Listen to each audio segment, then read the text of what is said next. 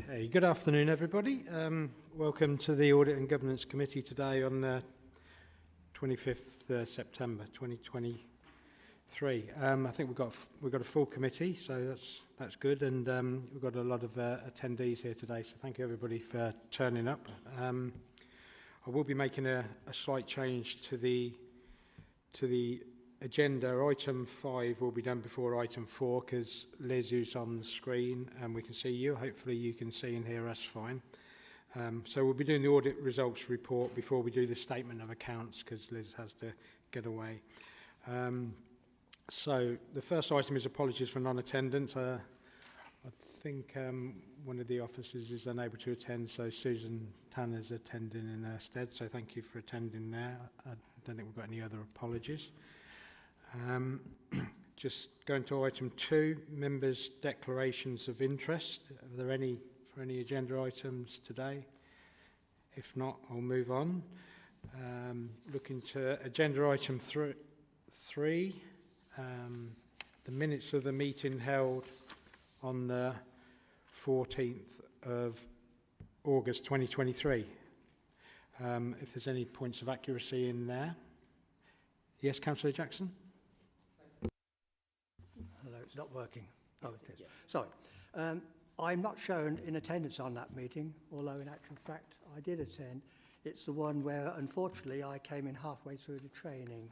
I wasn't aware there was a training, but I did attend. Thank you. Okay, thank you for pointing that out. We'll make sure that's amended before they're signed.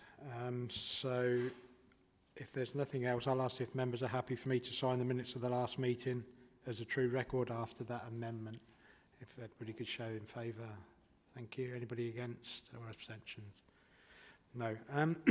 One point which isn't in the minutes is in the training beforehand. We received the report from the group who looked at the effectiveness, and there was some outputs for that, and some very good points. And I want to make sure that they're picked up properly. So I'll give Callum an action to pick those up, and I'll ask him to work with Rachel because there's some. I think we're doing a lot of the work of this committee really well, but I think we've got to pick up on some of the governance points which are in the terms of reference, and we'll probably link that in with the training as well. So I'll give Callum an action there. I don't know if anybody else has any comments if they're happy with that. Okay, thank you for that. So the next item, we're going to move on to the audit results report, and this is the last of the predecessor council audits that's outstanding. So it's a very happy day for me that we can get to this position. I'll hand over now to Liz, and I'll let her present the report. Thank you. Brilliant. Thank you, Chair. Can everyone hear me? Okay. Brilliant, thank you.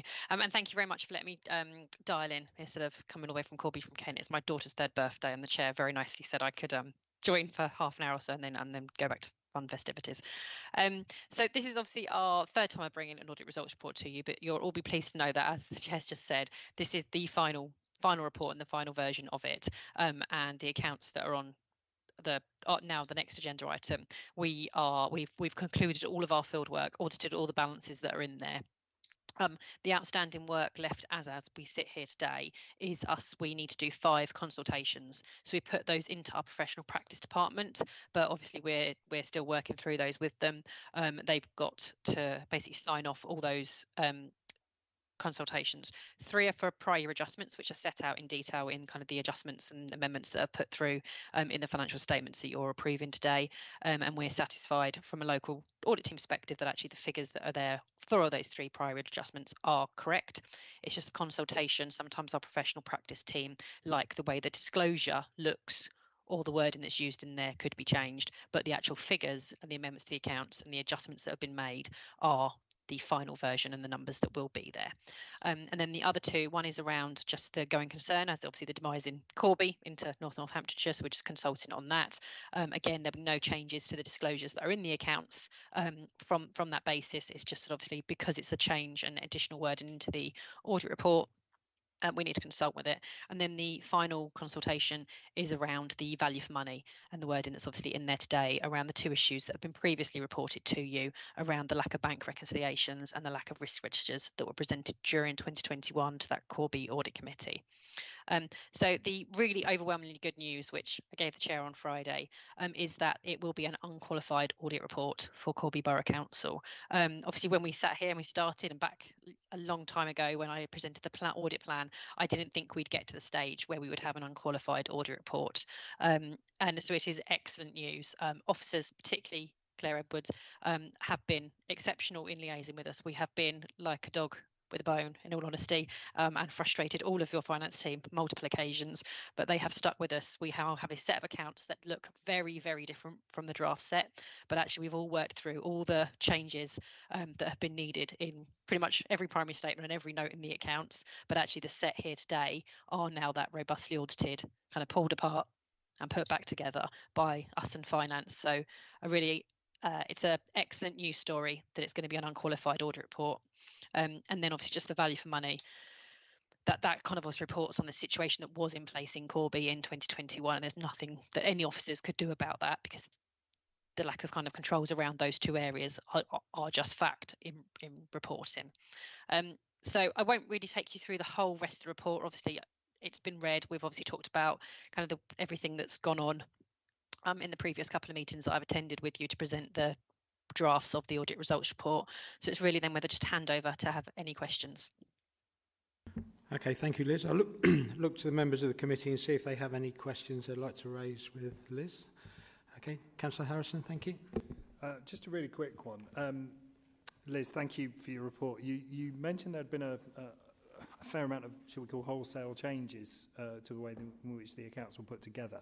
I just wondered what, if any, and this is probably more for the officers, if lessons learned had been kind of taken from that exercise and how it's affected the way we put the accounts together going forward. Thank you.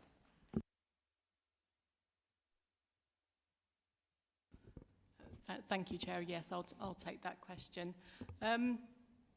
Lessons learned, I think it's a bit of a unique situation and fairly difficult to extrapolate it forward purely because the situation we found ourselves in was lots of interim staff that were coming in to pick up a set of accounts, and I think the reliance on them understanding and putting together those accounts was probably something for my lessons learned to take away, that whilst they're coming in as accounting professionals, the work that was produced was clearly poor in terms of its outcome, and making sure that we do end up with those technical staff that are capable of delivering that going forward.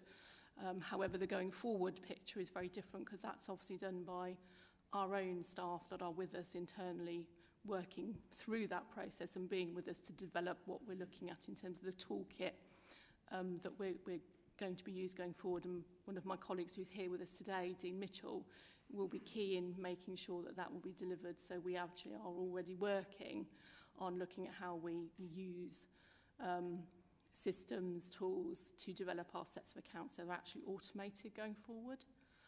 So there'll be not a set of accounts produced or delivered like this going forward.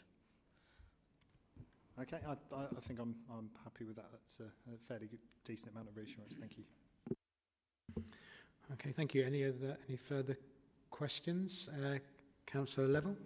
Thank you, Mr. Chairman.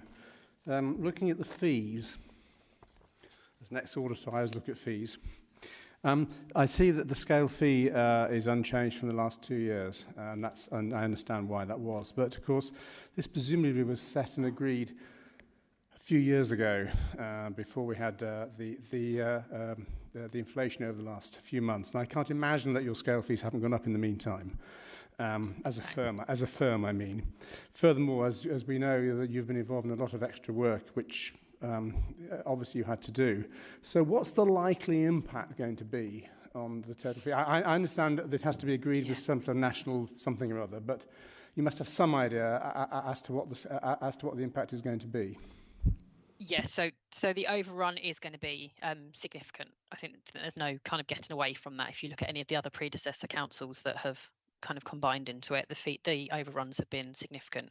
We've done probably your audit at least 3 to 4 times over in how we've gone through the process of then the additional testing we've had to do in a number of the areas that had errors, and therefore obviously we extend testing state balances. We've obviously reworked a number of the notes with officers and kind of then have to re-audit those multiple occasions on it. Obviously consultations, that's with our professional practice team. There's 5 of those, so that is all additional fee for each of those 5. So they are going to be significant. We haven't yet crunched the numbers, in all honesty. I would have thought you're probably looking at triple, I'd say, what the fee is there, but we will obviously come back through, Janice, as soon as we know that. Probably I will make sure we sign the audit report first before then we have those conversations to ensure that it's finally done and dusted and finished, but it's looking to be at least double toward triple. But then, as you mentioned, PSAA has to be the arbitrator, because your officers quite rightly aren't going to just go, okay, we'll pay that sum. So they put it to PSAA, and then PSAA usually does a file review, and when the overruns are so significant to what the scale fee is, they then usually come in and look at work that was done, can do a file review, look at all of our reporting that we do, so kind of the various audit results reports that have come through to you, and then to ensure that it stacks up before they approve that fee. And they don't usually approve 100%. They usually approve a variance of that. So the costs that it costs us to do the audit are higher than we usually collect in these situations. Okay, thank you for that explanation. I think it's very useful just to remind members that we appoint the auditors through that mechanism, the PSAA, and there's a mechanism there for these overspends and overruns. And we've been keeping quite a close eye on that because of all the additional work that was required for all the audits. And I'll ask Janice to say a few words now, and she can perhaps bring us up to date, because the latest movements are quite significant. It's not related to this audit, but it affects what will be happening currently in the current year. And perhaps Janice will explain the quantum of that just for member information. If you could do that, thank you, Janice. Thanks. And as Liz says, the ones for the historic work with the PSAA are subject to essentially submissions from the audit firms going through to the PSAA, and the PSAA doing their due diligence and then coming up with an agreed sum, therefore putting that forward for the local authority to confirm and sign off. For the next 5-year period relating to audit appointments, which will run from 2023 24 to 27, 28 audits. There is a consultation out at the moment. We received notification of this on the 19th of September. And that talks about the scale fees to start to be applied from 23-24. So the feedback to that consultation has to be in by the 10th of October, and we're anticipating the final scale fee by the end of November to cover that contract period. What we've had coming back so far is that the scale fee for North Hants is based on the standard fee, which will be a base of 300,000, just over 300,000, £300,442, which is then uplifted by 151% to provide a scale fee of just over £754,109 for 2023-24. So as you can appreciate, that's quite a considerable uplift to the cost for this authority, of which we'll have to provide budget provision for within our budget to do this. But we also do need to consider as well, there is an audit backlog. There are proposals going forward from DLUC as well on how to deal with this. And this may include a time-limited reduction of the code to reduce the amount of audit work. So that actually may influence as well the fees that are going to be charged in that year. So looking forward, the proposals are still under consideration, and these changes are still yet to be confirmed. So they are consulting on the basis of the fee if everything was all going forward as it should do. In relation to the wider work with the backlog of audits that are in place, I mean, there are hundreds of audits that are delayed now across the country. And the DLUC are working with the Financial Reporting Council, and they're seeking to implement some amendments by the end of the year. So this arrangement may actually lead to qualifications or disclaimers of opinion in the short term for a number of councils in order to try and help with this. But unfortunately, what they're also trying to tackle is the delays in completing accounts, obviously limit the assurance that you can have on the current position for a number of local authorities, which we know is quite tenuous for a number of authorities as well. So, so even where there is a disclaimer, though, there will still be need to audit the opening balances of any subsequent set of accounts. But how this is going to be done is something that's under consideration, because unfortunately to get to the opening balances you have to do an awful lot of the work to get there. So there's quite a bit of work to be done to understand how that can be concertinaed to enable this backlog to be cleared up and that we can get to adequate opening balances. SIPFA, who's the accounting body for the public sector, will publish guidance to support bodies to follow any amended regs and any new statutory guidelines. They'll also set out how individuals such as myself, the Section 151 officers, would approach their responsibility to certify the accounts under these conditions as well, in light of the potential disqualification or disclaimers. And the FRC as well is also going to review the way it operates going forward during this period to ensure that audit firms' commitments to meet the timetables for concluding historical audits and will escalate any concerns that they've got in this respect. But DLUC are expecting that Chief Exec, the Section 151 and audit committees do play a key role in delivering the high quality financial reporting, and that Section 151 officers will work with the audit committee members to approve the accounts by the statutory deadline to issue the audit opinion at that time. Although ultimately this is only a short-term measure, so there will be things that are going to be required in the longer term to prevent the backlogs building up again. And this is where organisations such as HM Treasury are going to look at the what we need to do around areas such as valuations, which, whilst they're important in the accounts, are less important for bodies such as local authorities, but it is the thing that has probably been one of the most significant factors for backlogs and contentious discussions, shall we say, between auditors, valuers and the local authority, and it involves an awful lot of people having been brought in at a lot of cost as well to do these sort of things. So that's probably one of the key things they are looking at, is valuations. So in essence, there are a number of bodies working on this across the summer to produce the proposals, which they're hoping to implement by the end of the year. But there's a lot of work to go through yet to get to that stage, so we wish them well. Okay, thank you for that comprehensive update. Just check if there's any other questions from members. There's... sorry. Yes, thank you. Michael? Just one point to note with audit backlogs is that I've tended to find in the past that the more backlog you have, the more risk of the people who actually know what the information is about not being there. So that's why the importance of getting as much of the backlog settled as soon as possible. It's just really an observation more than anything else, because when the people leave, as we found with this, it's extremely difficult to get the information. Thank you. Thank you. If we look to the recommendations then, it's recommended that the committee receives a provisional audit results report to those charged with governance and approve the draft management representation letter. And also to delegate any adjustments to the draft management representation letter to the Council's Executive Director of Finance and Performance, Section 151 officer, in consultation with the Chair of the Audit and Governance Committee. Can I look for a proposer? Councillor Marks, and a seconder. Councillor Lee. Thank you. All those in favour, please show. Thank you.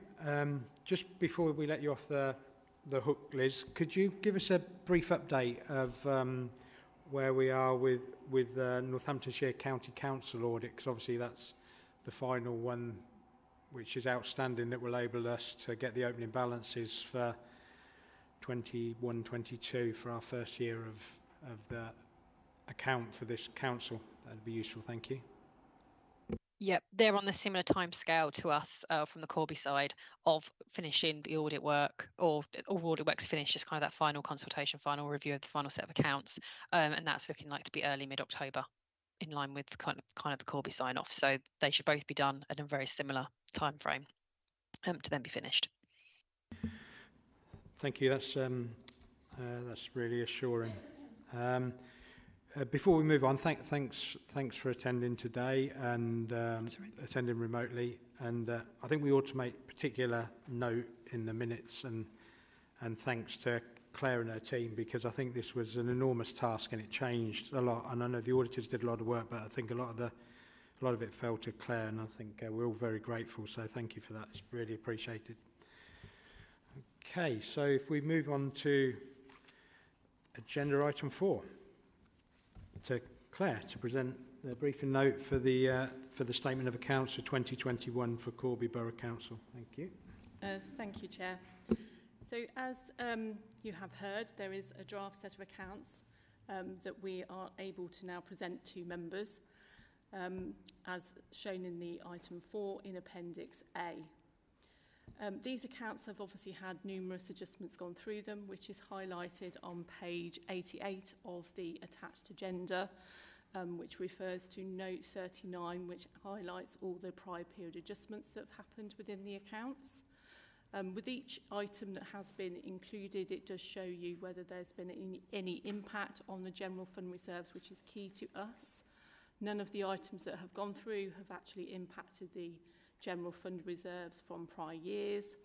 We do have adjustments that have gone through in year, as outlined in the audit results report, that have had an impact on the general fund reserves that account for about 510,000.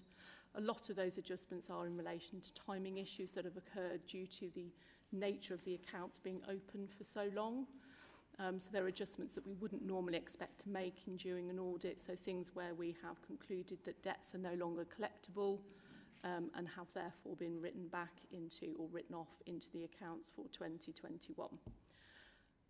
So there are unusual transactions that have been identified that you wouldn't normally expect to see, but on the whole, as Liz has said, we have now concluded all the outstanding items on the audit, but these are presented to you in draft format on the basis that the internal reviews from EY are still yet to be concluded and finalised.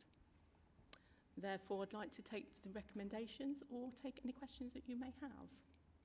Okay, thank you, Claire. Just look to members, see if they have any questions, councillor Level. Thank you. Thank you. In relation to these prior period adjustments, I'm just curious. I'm not putting any fingers, but I'm just curious because we only finalised the accounts the previous year, 6 months ago or so. Surely, why was it not obvious at that time that, for example, some debts are not collectible, for example? Thank you, Claire. Thank you, Chair. In relation to the debts, the review was undertaken as to whether they were still collectible in May 23. So it's only been done very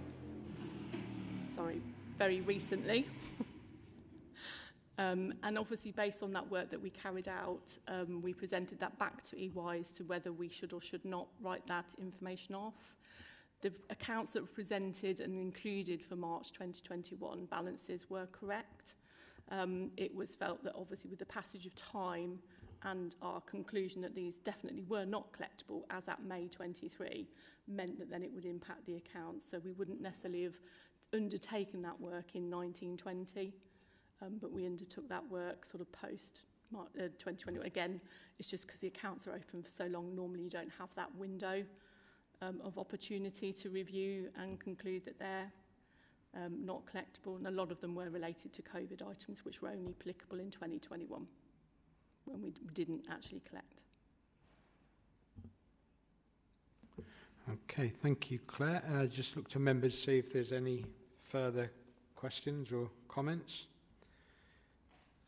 If not, we can move to the recommendations, which are to approve the draft statements of accounts for the financial year 2021 for Corby Borough Council, subject to the conclusion of the audit, and that there are no material adjustments that impact on the council's usable reserves. And any non-material adjustments required to the draft statement of accounts in relation to the Corby Borough Council are delegated to the council's Executive Director of Finance and Performance, Section 151 Officer, in consultation with the Chair of the Audit and Governance Committee. If I look for a proposer for that, Councillor Marks, and the seconder, Councillor Lee. Thank you. All those in favour, please show. That's unanimous. Thank you. Whilst there's no agenda item on this, I think it'd be useful, and I'm looking at Paul now so he can think about exactly what to say. We're getting to the point now where we're going to conclude all these shortly, so I'd like Paul to perhaps say a few words about the audit, and then Claire to think about saying a few words about where where we are with the accounts preparation, just so the committee's brought up to speed about when we're intending to get to a position where we're going to progress on that, and perhaps some of the timeframes over which we can be doing that. Thank you. Thank you, Chair. So, as you're aware, we've been the auditors for quite a few months, and we've been kind of, for the past 18 months, sitting around waiting for the predecessor auditors to be completed before we've made a start on a lot of our work. The planning work is underway and is almost finished, and we're now starting to get some of the information so we can start testing actual balances for the final accounts audit. Obviously, the key part of that is receiving a draft set of financial statements, because that drives our materiality and our testing. We've had some parts, and we're due to get, hopefully in the next couple of weeks, a draft set of accounts. Obviously, that's the big issue that's holding that back, is the disaggregation of the county council opening balances. Obviously, they were split between yourselves and West Northamptonshire, and that process is still going on about agreeing who gets which balances. That's quite key for us to start doing the work. In terms of timescale, we have the resources in place to do the work, so we're doing the work that we can at the moment. There are some distinct bits that are already completed and don't require the disaggregation of balances, so we've started that work. We're aiming to get this audit completed early 2024 and then moving straight on to doing 22-23. So obviously there is the audit backstop of the dates coming up in 2024. At the moment we're confident that that won't be a factor, but there are lots of technical issues to get through, and obviously disaggregation is a very big part of agreeing those balances. Okay, thank you for that update. Claire, would you like to add anything from an officer perspective? Yeah, thank you, Chair.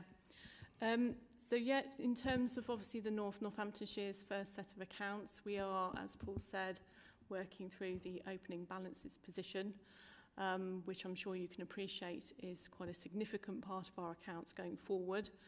Not only do we now have the impact of also incorporating the closing balances for Corby Borough Council into those numbers, which have now changed, we're obviously working with officers in the West to agree and sign off the disaggregated balance sheet for what was Northants County Council.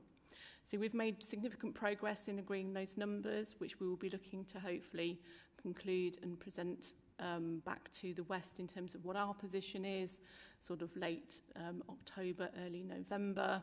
There are still conversations ongoing between officers to validate some balances that we haven't necessarily got, in our opinion, adequate information for. So we're still trying to find out that information and obviously get that information across from officers in the West. The approach that we're trying to take is to obviously look at a risk-based approach, and looking at how many transactions we can actually get uploaded into a set of accounts and produce a draft set of accounts on the basis that we know they're going to change. And this is then we get into the territory of, as we've just had with Corby, a shifting set of accounts then we're constantly reporting adjustments or errors with. But unfortunately, I don't think we're going to avoid that. So it's just making that risk assessment as to what's included, not included, and at what point they actually make any difference to the bottom line of your funding, or whether they are actually a net nil impact. So it's just trying to make it on a risk-based approach. At which point do we actually hand over a set of draft accounts knowing that they are going to move, and the transactions that haven't actually been included in the impact that will have on them. So it is a bit of a judgment call when we get to that point, but we obviously have to get there as soon as we possibly can. And again, some of our focus has been on in-year transactions. So, for example, the one that was controversially touched on, which is always going to be controversial, is valuations and fixed assets. As I'm sure you can imagine, the portfolio that we now have for the combined Northamptonshire Council is quite significant. So we also have things like infrastructure assets now coming into there, so road networks that we wouldn't normally have seen before, which also give complex added problems and challenges in terms of understanding those numbers as well. So I think it's a bit of a risk base that we're trying to take in terms of what we can provide the auditors, knowing that they're going to change and actually looking at things that we can do and unpack in-year transactions. I don't know if it's okay, Chair, to invite my colleague, Dean, to add anything into that if he feels anything that you want to add to that process. Yes, that's fine, thank you.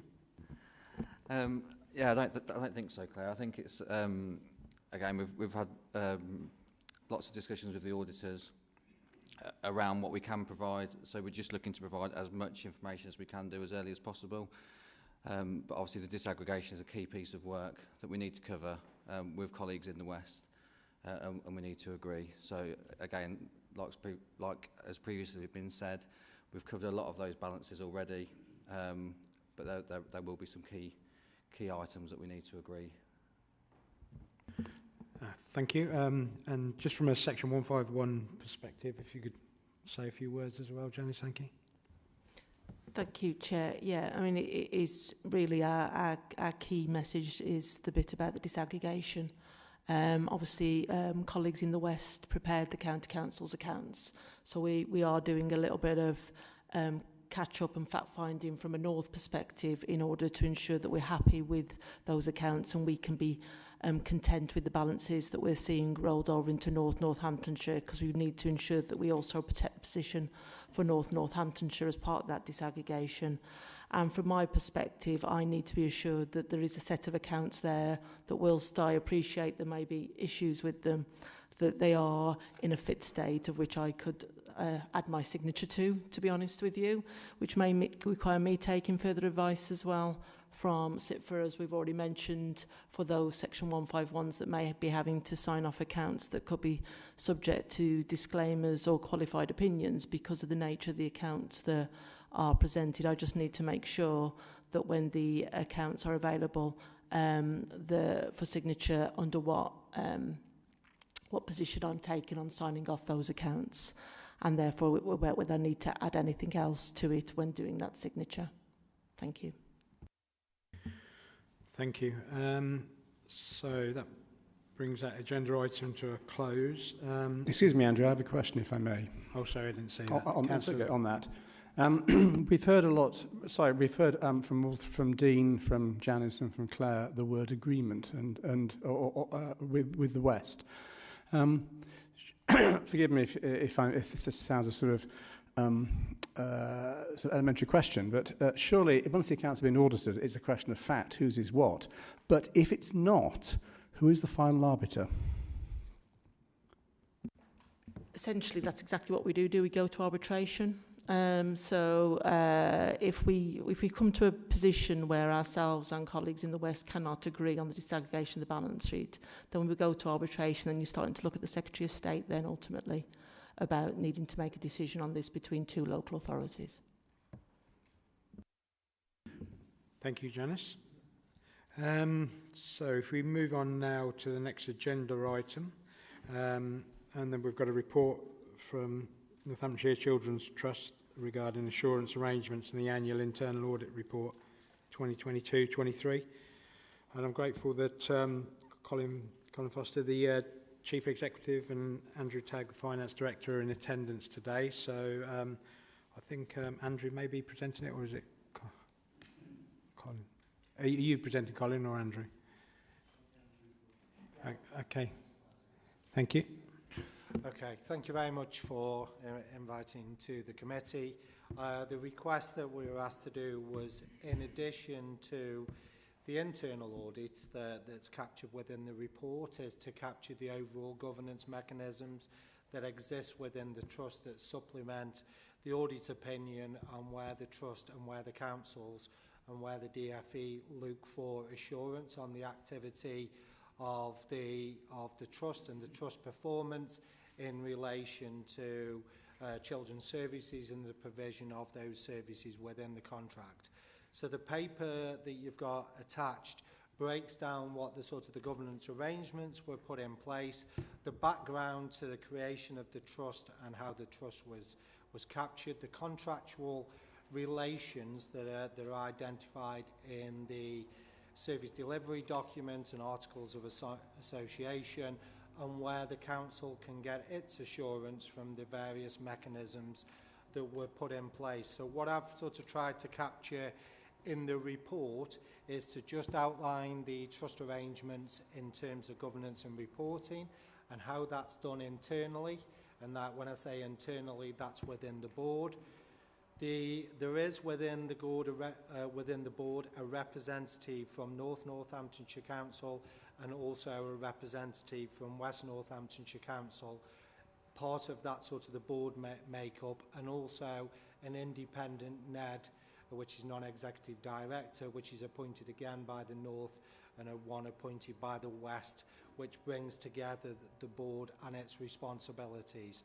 There is a number of committees that are set aside to deal with the matters. There is the overall trust board, there is a performance committee, a PPQ committee, and there is an finance and resources and audit committee that meets every 6 weeks, with the audit element meeting every 12 weeks. So the audit is every 12 weeks, the audit committee, with an hour dedicated to audit performance and how that is attended by the Chief Internal Auditor from the West, which is our internal audit provider.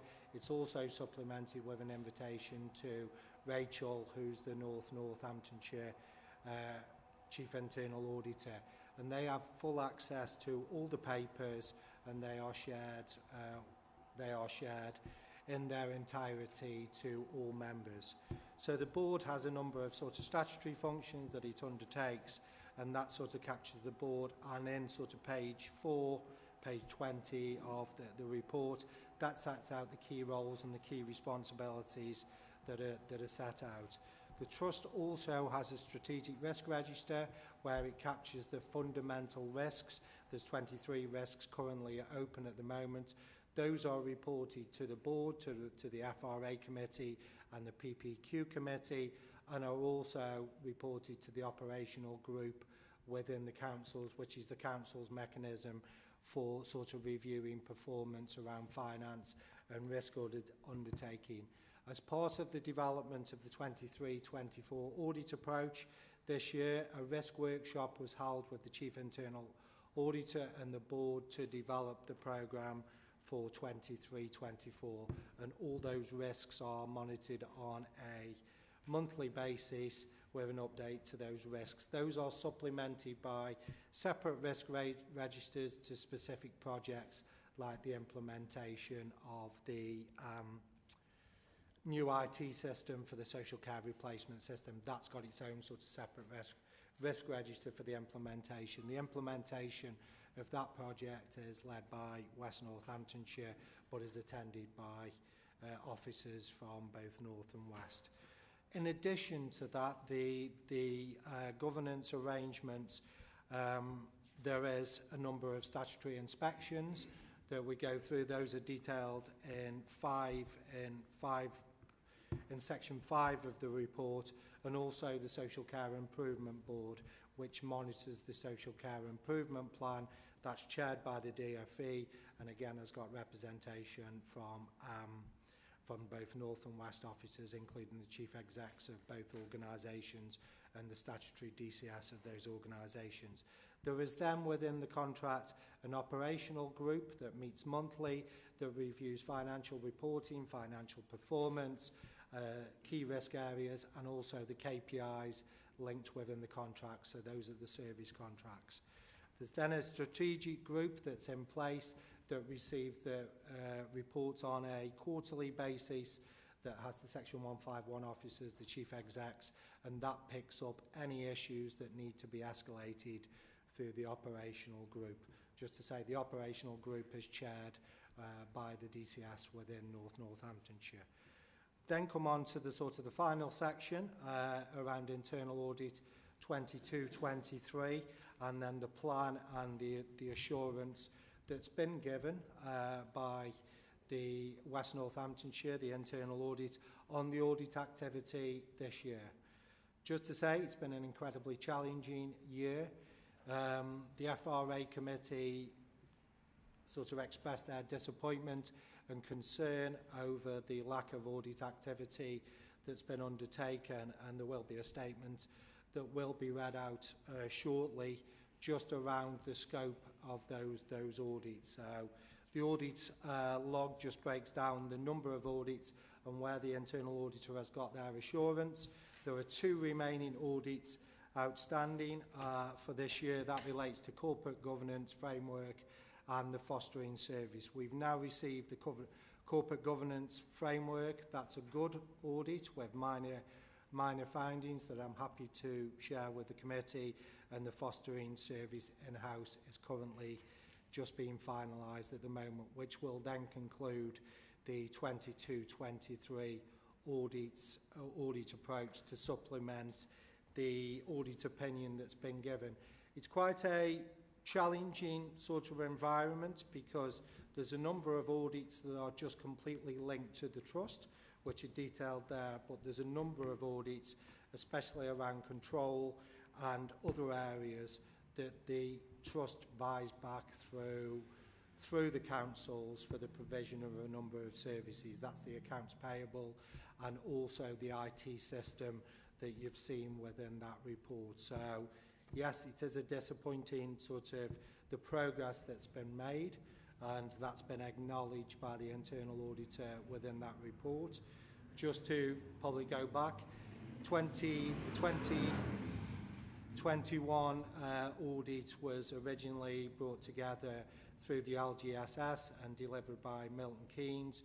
During the 21-22 year, that was changed. There was an agreement that there was a decision made that West Northamptonshire, Northamptonshire wouldn't continue with the LGSS model. Due to the time period, the audits for the 21-22 year didn't start until February 22, and I think we've talked about that at the committee and the knock-on effect. There was BDO that were brought in to bring together a full audit programme within 6 months, and that was sort of those full set of audit reports and then the audit opinion. So that sort of gives a sort of an overview of the report, but happy to take any questions. Thank you for that update. Just look to committee members, see if they have any questions or comments.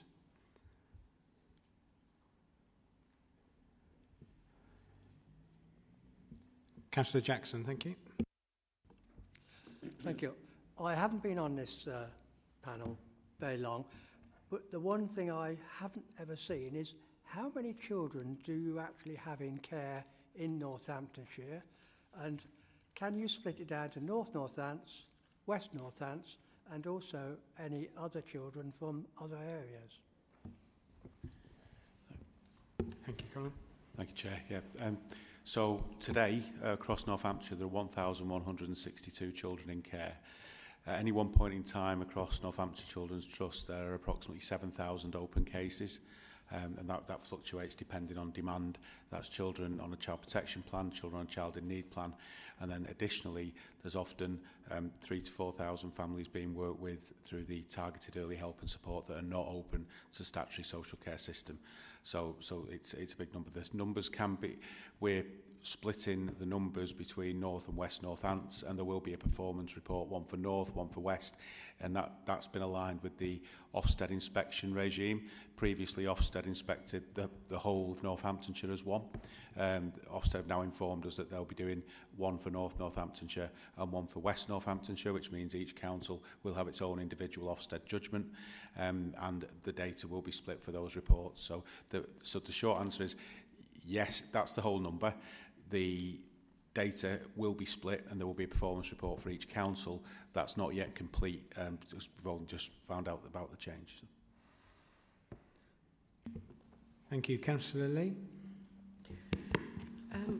You've explained all these meetings, all these committees who are meeting regularly, but when I look at your risks, the top 2 risks, I mean, I wonder what are you doing to, especially the second one, to keep that under control, because the costs can still be spiraling out of control no matter how many meetings you hold. I mean, can you tell us, councillors, what you are doing to actually specifically get the costs, the spiraling costs, under control?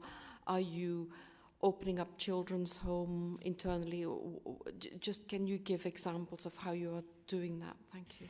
Yes, of course. The first thing I'd say in terms of sort of costs spiralling out of control, The first point to make is that there's a national crisis in placements and homes for children that North Hampshire is not immune to. And the kind of financial challenges around children's services in Northamptonshire County as a whole go back many, many years. What we're seeking to do, working side by side with both councils now on our contractual arrangements, is having a better representation of those challenges and also ensuring that the budgets going forwards are fit for purpose. The significant demand that's being experienced, you know, that likelihood has been shared. We agreed to set the budget with the councils at the level it was set at, knowing in the knowledge that there would be some significant demand pressure and that pressure would be funded with clear evidence of that financial spend retrospectively. When at the end of the financial year, that was the agreement when setting of the contract sum. So that's why when you look at the budget, the costs are higher than what the budget is, because that agreement was made when we set the actual contract sum.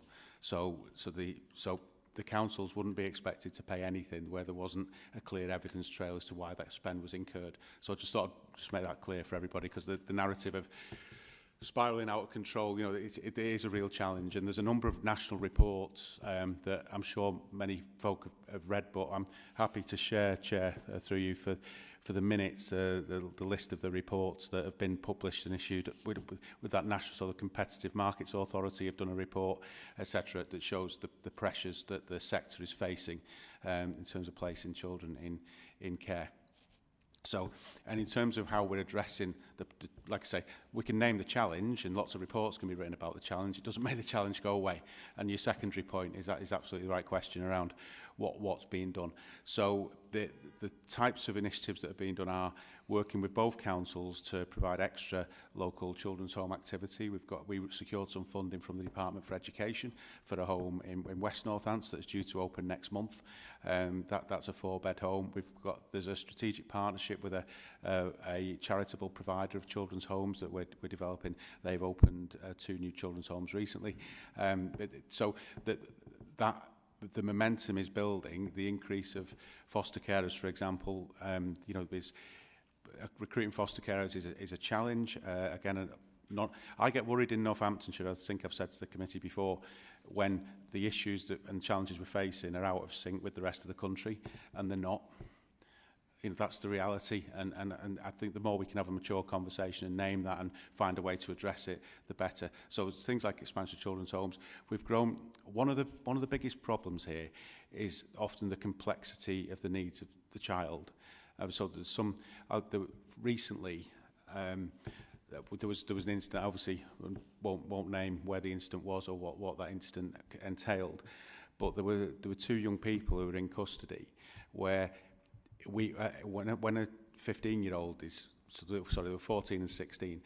When that happened, we have to parallel plan for a placement for those children if they're released from custody and into our care. The cost of each of those is £15,000 a week. That isn't a cost, you know, that isn't a cost that you can say, okay, in 2 weeks' time we know that cost's going to come, because obviously at that point the arrests hadn't been made. So it is a very complex and very difficult field to be in. So the best way to address it, as I said, is ensuring you've got the most space. Now, the point I was going to make around foster carers, we've increased the number of what we've called resilience foster carers, and what would be really helpful, I think, and I know councils, marketing people and etc., and corporate folk are working on this, is how we together can promote that as a potential career, because if foster carers can work with more complex children, then obviously that is less cost, but also more local placement. If we can equip foster carers to deal with those complexities. But you know, there are significant complexities of children that are coming through into the system, which increase costs, unfortunately. But like I say, that mirrors the national picture, I'm afraid. Thank you. I'll go to Councillor Gilly and then to Michael Whitworth after. Lovely. Thanks very much, Chair. Yeah, thank you very much for the report. I've read through it. It's a very comprehensive report. I've got a couple of questions. In 2.3 of the report, there's obviously a statutory direction from the DFE that you have to remain as North and West Council, who are running the Children's Trust. does the fact that it's two councils, which I believe is unusual to run one children's care trust, does that cause you issues? And the other bit is that relates to, I'll find my page.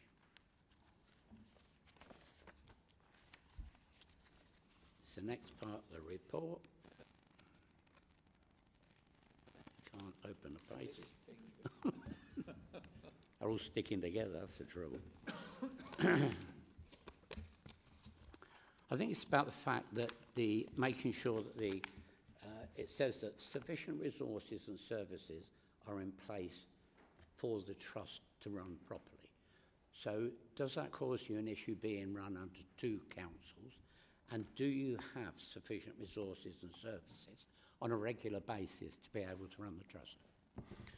Thank you, Councillor Jelly. Yeah. So, Chair, okay. Thank you.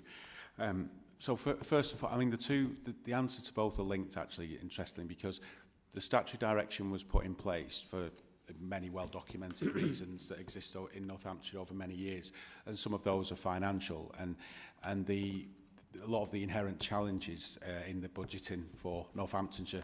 I won't comment on the rest of the council finances at all, but I suspect there's some challenges there too, in how accurate that budget set was in the first place. And there's a bit of work to do on that. We're working with West and North colleagues on that through our contract discussions over the coming months. So that is a challenge. There are 9 children's trust arrangements in the country.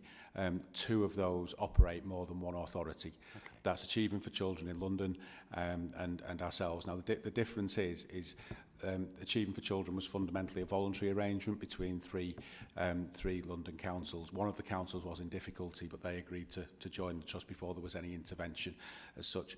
In Northamptonshire, it's different. The statutory direction was issued by the government and the Children's Trust was created in that way. So it does bring challenges, and there isn't a direct comparison in the country.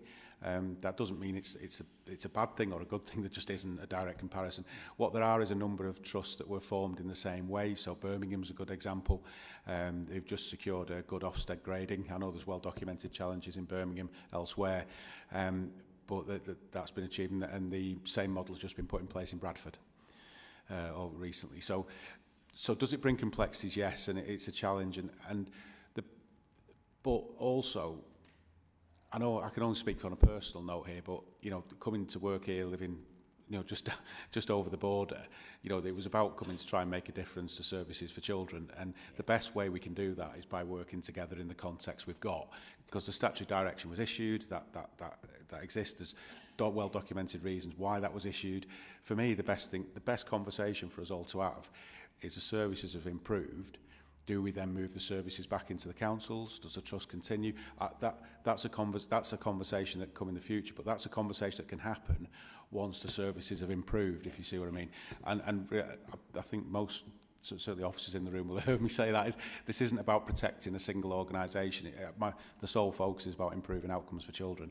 And when you get there, it's a much easier discussion to have about what the future looks like, as opposed to if there's lots of fallouts and things like that, that's the same set of circumstances that led to the statutory direction in the first place, which therefore means the DfE are unlikely to lift the statutory direction.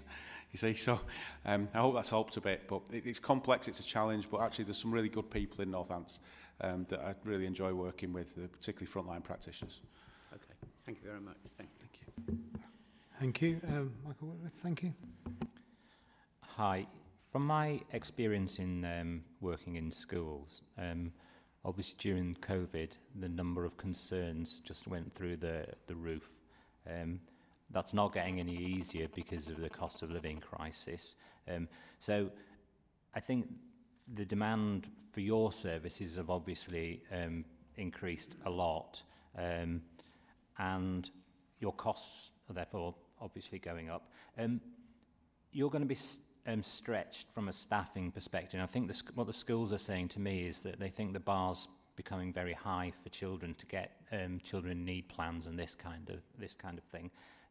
So I suppose my question to you is that what are you doing to address the turnover of staff, which will obviously be an issue, the difficulty in recruiting staff, because the schools are basically saying that there are children there that need, but and this is no fault of yours, it's just that you're not able to provide the service that they think is necessary in a lot of occasions. So how are you handling that crisis of staffing?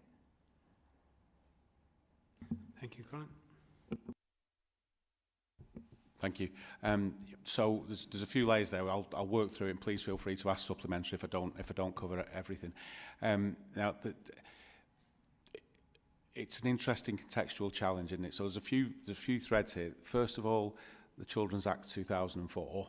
I won't go quoting a load of legislation, I promise, but just to say, the threshold for statutory social work is where a child is at risk of significant harm or likely to suffer significant harm. That's the threshold for statutory social work. Now, the challenge in Northamptonshire, which speaks to the point you make, 'cause I've met with schools who've said exactly the same to me, so I do know that's a challenging narrative out in the school sector.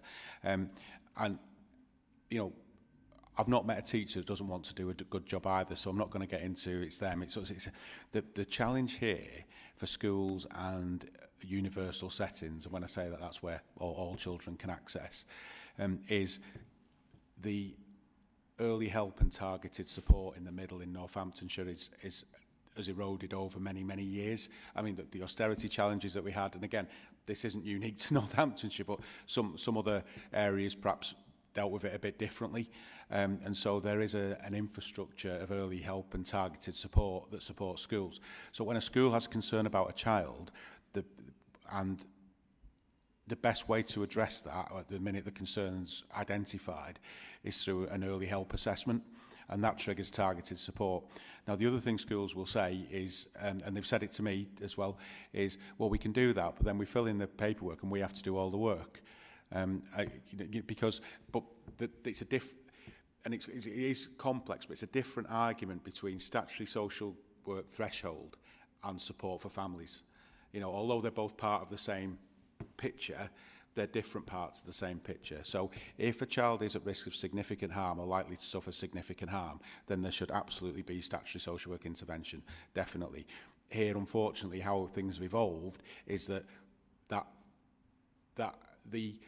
can I put it, the kind of need to get a social worker is seen as a solution to a problem, as opposed to a targeted support approach, which can work more longitudinally with the family, is a better and more sustainable approach. And I have looked at, as you can imagine, you know, a lot of the case files that exist, and children who've been in the care system here for 10 years. If there'd have been better support at the time, when you look back, you know, parenting support, domestic violence support, how that good work with the family that can keep them together, then that child wouldn't have come into care in the first place. But now 10 years in the system, there's not a reunification is not an option, unfortunately, in that context of what I'm thinking about. But so the answer is to work as a partnership in that targeted support and early help space. The other thing I'd say, and we are again working through that in the discussions with the councils over the coming months, and again this is about that structural challenge that's here, because if that was never here in the first place. So the reason that, you know, the numbers of children in care here are higher per head than other areas. For example, Essex has got I think 1 3/4 amount size the population that we have, but less children in care. Essex in the mid-2000s was probably had similar sort of profile to Northamptonshire's had over the years, and they went on the journey that I'm just explaining now, and they got to this place. So it costs the system less when the services are running well and the infrastructure support is there. That's a proven fact in a number of authorities that have improved services. Unfortunately, here we're at the early stages of that journey. If we can build in that extra early help support, so if I'm a school and I've got concerns about this child, this family, then a lot of work can be done in a targeted way to help the family stay together. Because the point of any societal system is that children and families should be supported to stay together where it's safe to do so. That's how it should be, as opposed to those children need to come into care. Because the minute that care decision's made, and I've spoken to children who've had some horrendous experiences, really uncomfortable violence, sexual assault, and who've come through now and now are care leavers and are progressing in for themselves as human beings in society. And there was one in particular person I was talking to who said, given all that I experienced that was horrendous, the worst moment was still the moment I was told I was coming into care. Because there's a familial bond there. And if you're 4 years old and you don't know what's going on, that's your reality. It's not all right. I'm not saying in a million years it's okay, but the feeling for that person when they're taken into care, that's the only bond they know. You know, so and I'm not suggesting, I'm really not suggesting children should stay in unsafe circumstances. The point being, the decision to take a child into care is significant and has to be taken for the right reasons. Now, if a social, so taking that to the next level, if a social worker is allocated to a family through a referral, like just so from a school, the first thing that happens is an assessment, and that assessment is. I know you'll know this, but I'm just for everybody who may not. The first thing that happens is an assessment. So that is an assessment as to whether, going back to that phrase, the child is suffering significant harm or likely to suffer significant harm. Okay. Now that assessment has to be completed within 45 working days. That's the sort of statutory timeline. That when that's a very intrusive process, as you can imagine. It's a nerve-wracking process for the family. But it's about protecting the child, which is of paramount importance.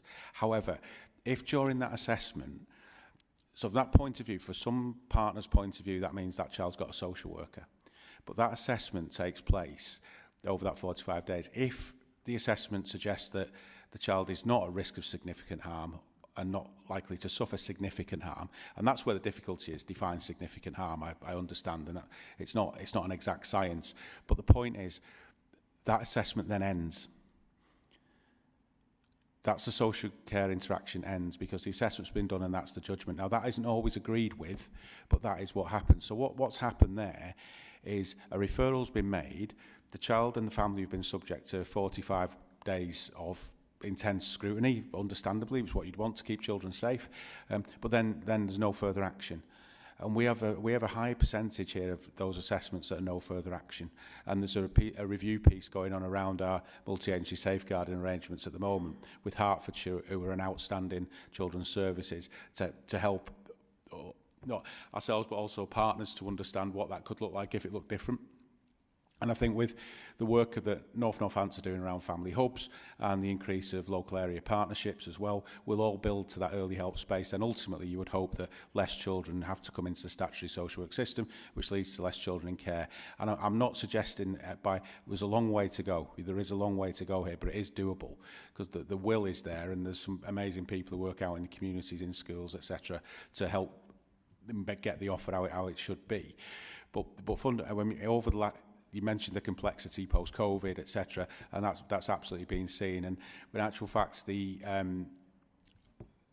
months ago, the number of children in our care was 1,232. And so that there has been a reduction of the net number of children in care over the last 8 months. Now, I'm not suggesting that will be like that in 8 months' time.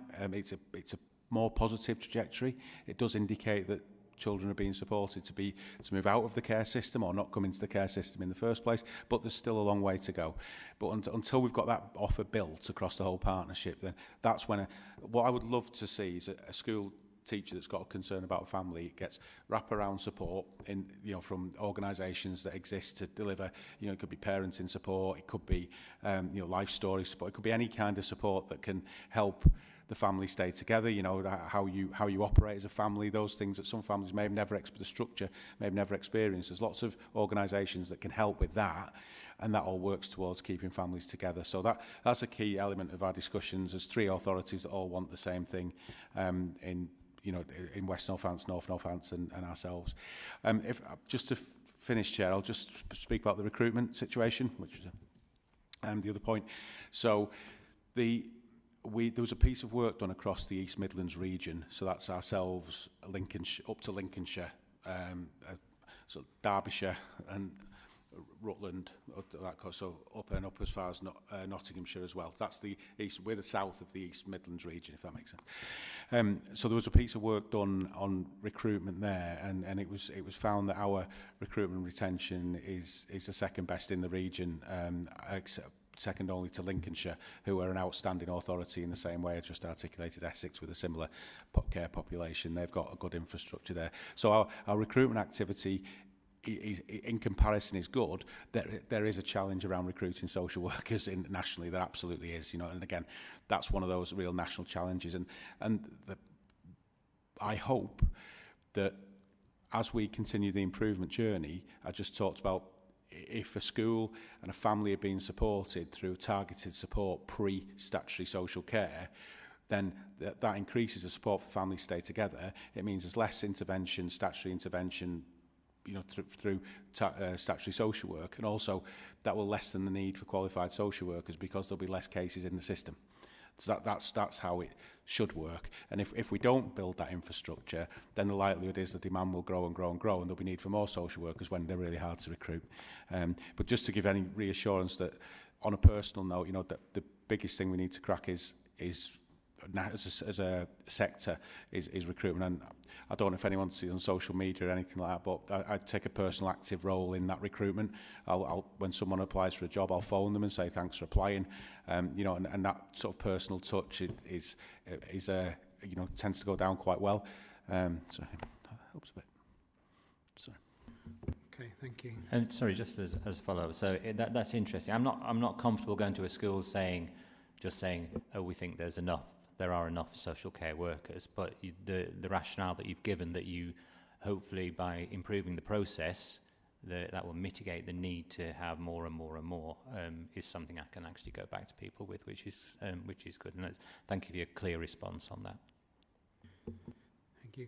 Councillor Roberts, and then I come to Can I just say before I start, Chair, that my daughter works in a school with some very challenged children, just in case anybody finds that out later and thinks I took some advantage or other. You probably answered most, Colin, of what I was going to ask, but I'm going to ask it anyway. You've effectively recognised the real need for efficiencies because the budget's not going to get that much bigger at the moment. Efficiencies do have an effect on the budget, but so does ambition. So I was very pleased to hear your ambitions that you were setting out. To me, that's the only way we can take this forward successfully. And thank you for your ambition. Okay, thank you. Councillor Ansley? Yeah, thank you. Yes, I would agree with that. The ambition of working closer with schools, seeing how the schools can support those families who are not in the category of, you know, needing a child to go into care, but needing that early help, definitely. But I do see a parallel between what you're saying and the way that schools, and again, I've got a history within the education system, so I do know that SEN, okay, there was a huge spike, lots of children put forward for EHCPs, for statutory assessment, because schools were finding it really hard to get funding for that support for SEN. And I can see that's maybe the reason, right? I can see a parallel in that schools might be looking to safeguarding and being really robust about their safeguarding procedures, because they might see that that is the only way that they can get support for that family. So I think it's really important that these family hubs and the support in schools is available. It just worries me that it's not coming quick enough.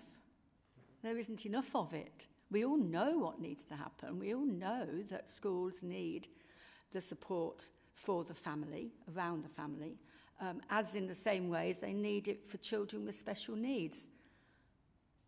And schools will do their utmost to get that funding to provide it. There's got to be a better way. There has to be. Thank you. Would you like to comment, Colin? Thank you.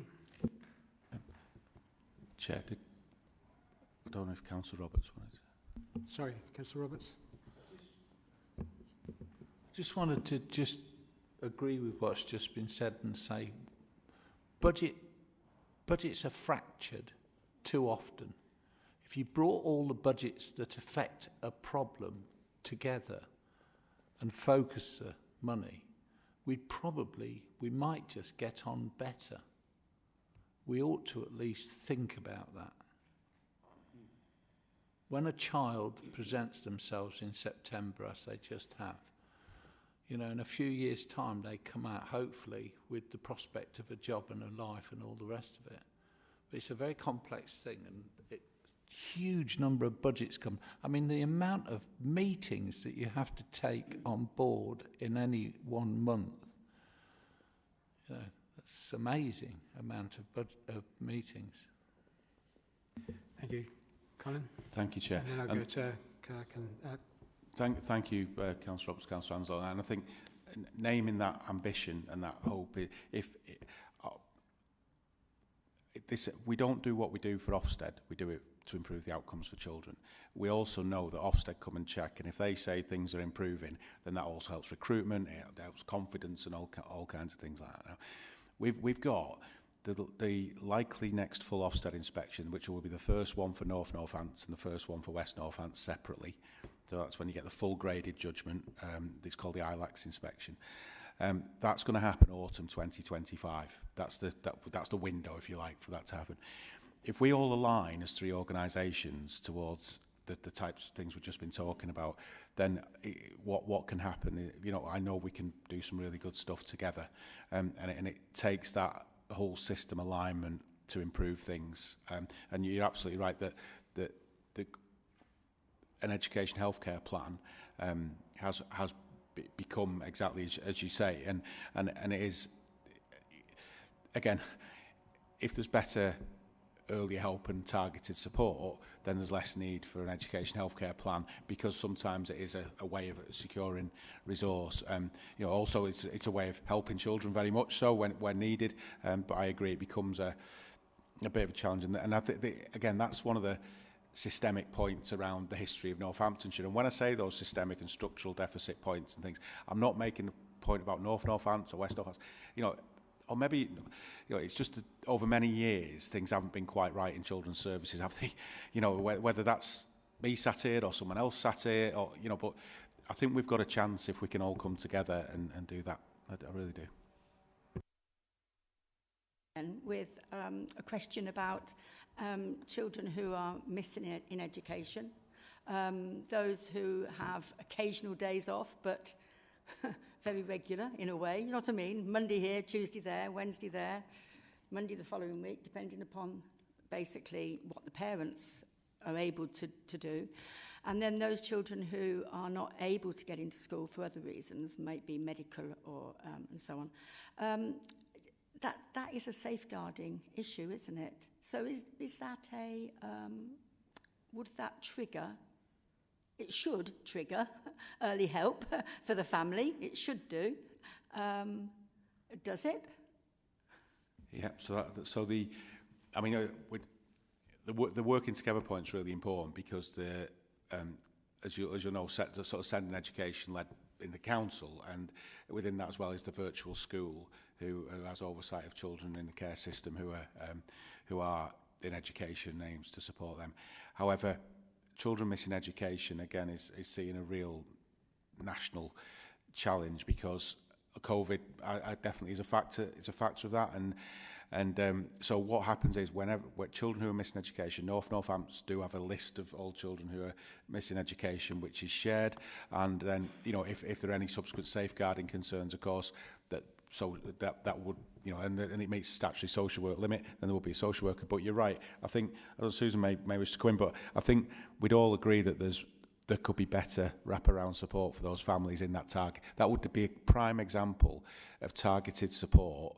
So it's not just early help, it's real targeted support for the family to enable a child to get back into school, because that's the best way to improve outcomes. And I think that's, whilst there is some good work in that space, there could be more. I think that's fair. Okay, thank you. Councillor Harrison, and then I'll go to Councillor Jelly. I feel like my questions are somewhat trite compared to what's just been discussed, actually. But I did have a couple of questions on the internal audit plan. The first one was, might be a bit unfair, but I just wondered, given that it was 75% complete, whether you'd got any idea of any likely assurance opinion arising from the fostering service audit. you might not, and that's fair enough, I understand. The next one is I note that the medium-term financial plan and budget management audit has been pushed to what is now this year. Given now that we're fully into this year, can you actually confirm that that's been included in the plan? Because I noticed here it was suggested for inclusion. Can you actually confirm that it was included? It does seem to be quite a significant issue, obviously, in terms of finance. You've touched on this already in great detail, but I just wanted to kind of pick up the idea of early intervention. I feel that very often children's services is quite reactionary. I wondered just how early that intervention could end up being, how much work is being done to go further upstream to actually prevent the need for anything in the first place. I mean, just linking to the Sure Start systems that were in operation not that long ago, the idea of that was to very much cut out the need, parenting lessons and perhaps family planning and things like that, maybe even in schools, ethics and values and that sort of thing. I just wondered how much work is being done right now that's actually going to affect the next few generations, or maybe 2 generations' time, because obviously that's just as important, if not potentially more. And the last one, I just wanted to pick up on the no further action cases. And again, you might not have the answer to this to hand. I wondered whether you'd had any sort of idea of the re-referral rate of any cases that have been given NFA. Yeah, sure. Thank you. Sorry, I appreciate that's a lot in one. Okay. But If probably best way to do it is if I take the last 2 questions and then I'll hand over to Andrew for the first. But also, Chair, I don't know if this would be an appropriate time to read out the statement from West Northants about internal audit, or. Sorry, if you leave that, we'll take the next question and then we'll come on to the internal audit. So I want to make some points on that of course, as well. Thank you. So what I have to say that a few years ago there wasn't a lot that's working upstream, and then that was putting significant pressure on the statutory social work system, mainly because there weren't a lot of the people in post to deliver it either. So they're now in post, and I think we now have a scorecard and early help and support so we can monitor it, and that becomes quite stark around where the early help is happening, where it's not.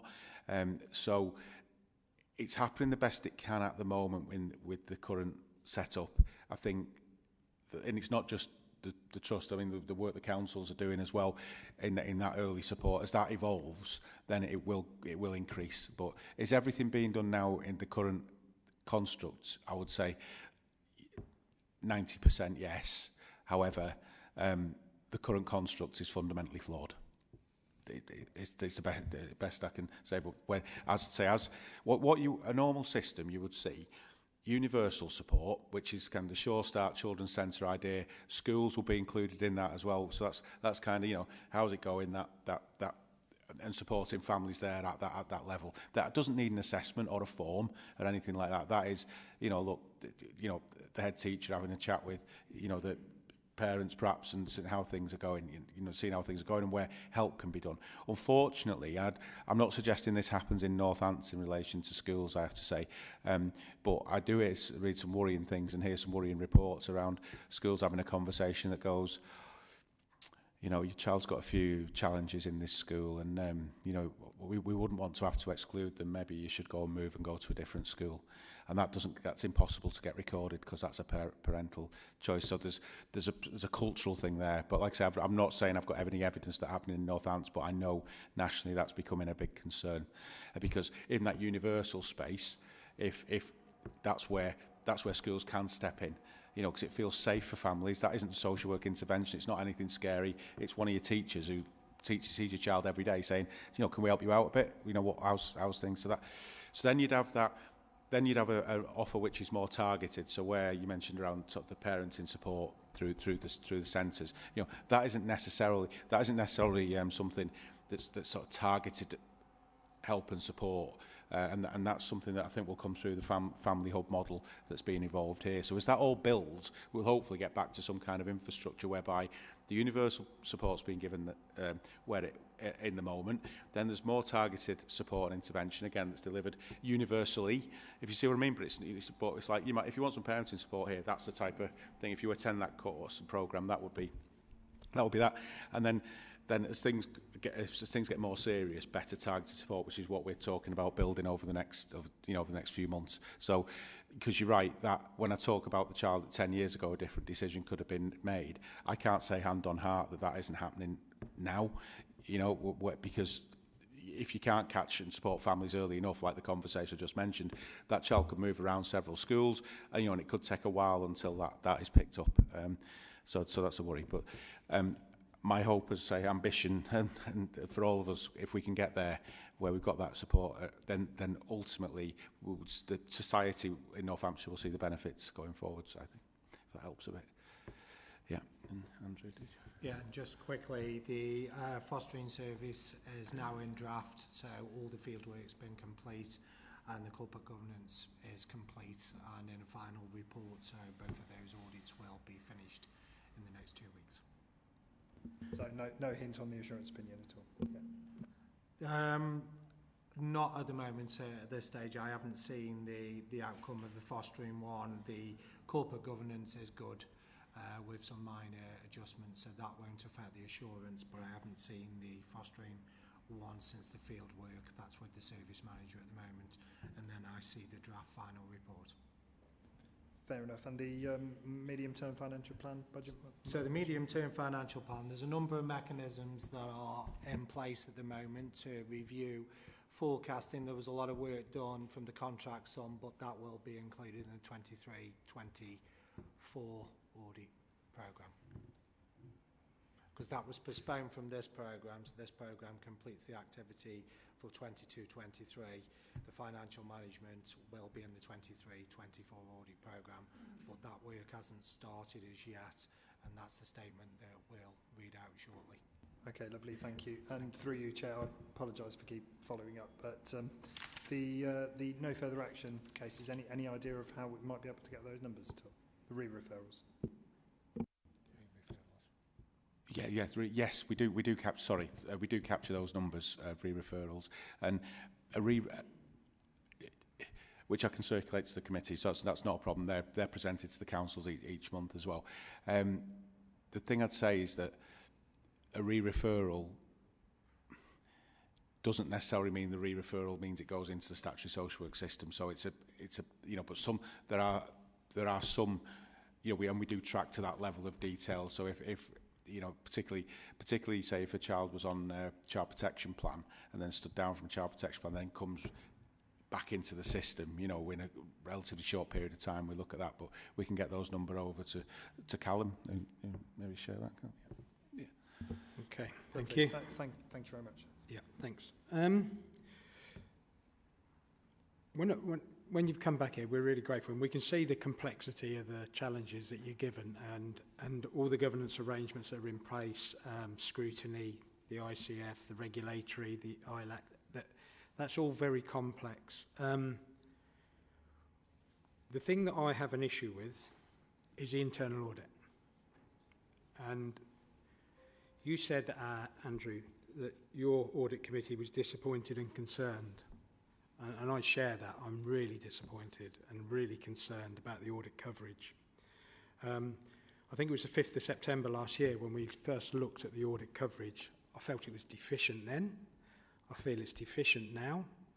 I spoke when we had that follow-up meeting, and they shared that they were going to look into the 21-22 being rebadged as 22-23. I thought that was completely unacceptable. That's what's happened.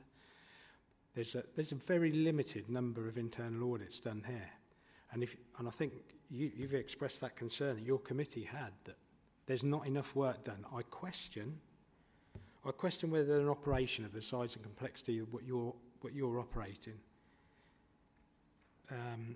can receive satisfactory assurance from that amount of internal audit work. And I've been doing internal audit for 30 odd years. I could not say you can get that level of assurance from that level of work. I think it's, sometimes you can have an argument and say, you know, it's on the margins, it's a little bit more, a little bit less.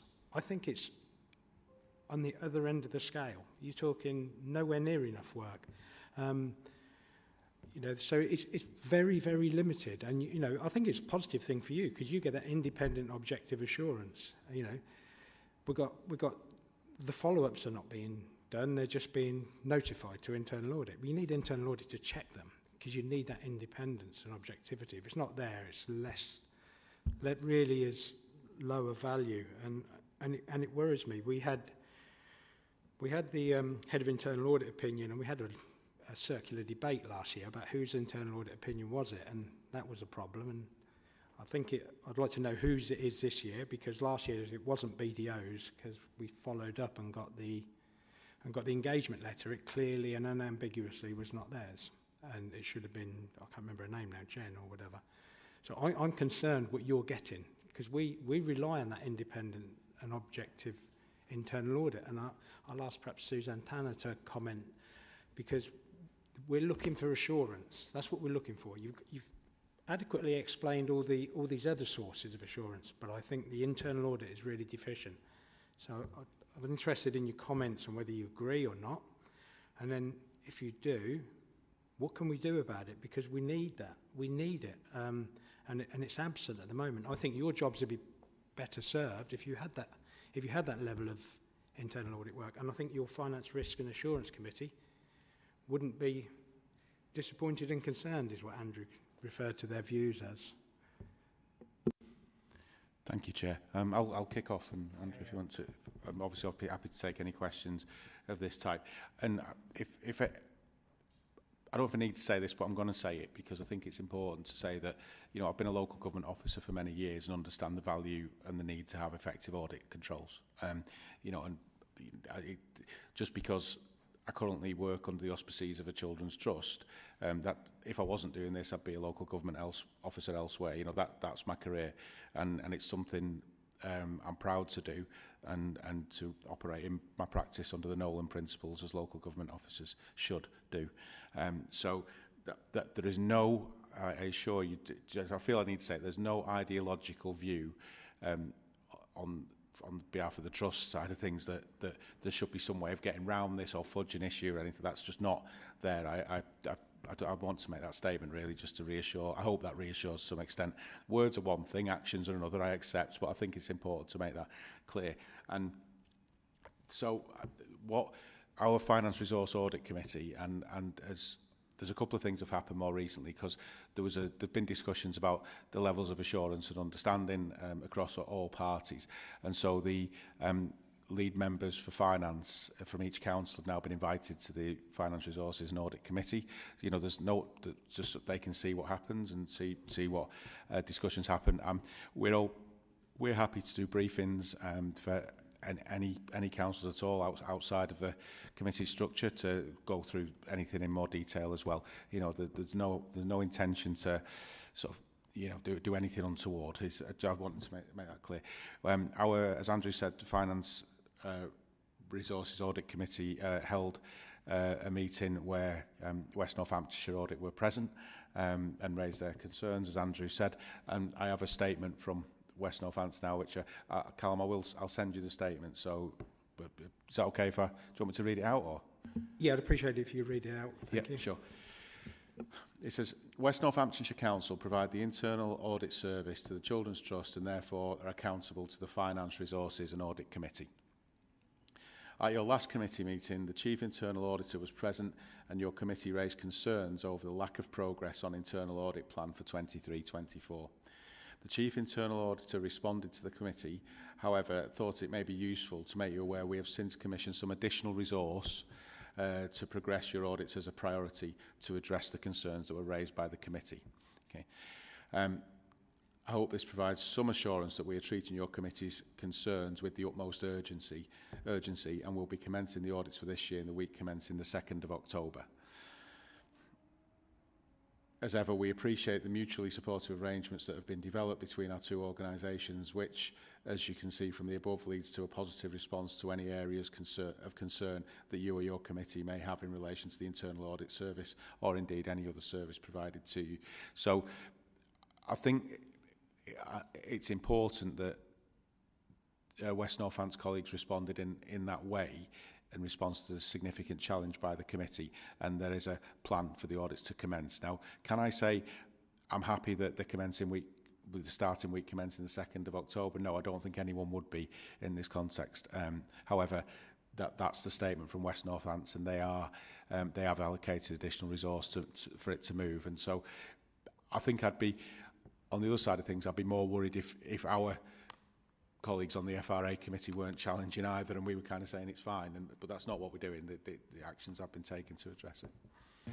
So I think if we reflect back to that prior year, BDO identified that it was not a risk-based audit plan and stated that explicitly in their coverage. So I would have expected, that was quite a significant, yeah, this is like page 1 of internal audit. Next year, I would have expected a risk-based internal audit plan.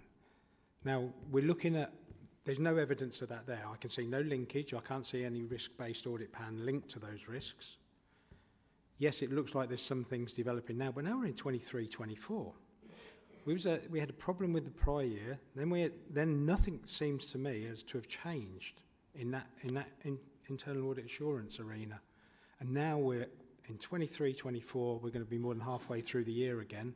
Still no sight of an internal audit plan. Still no sight of linkage with the risk framework.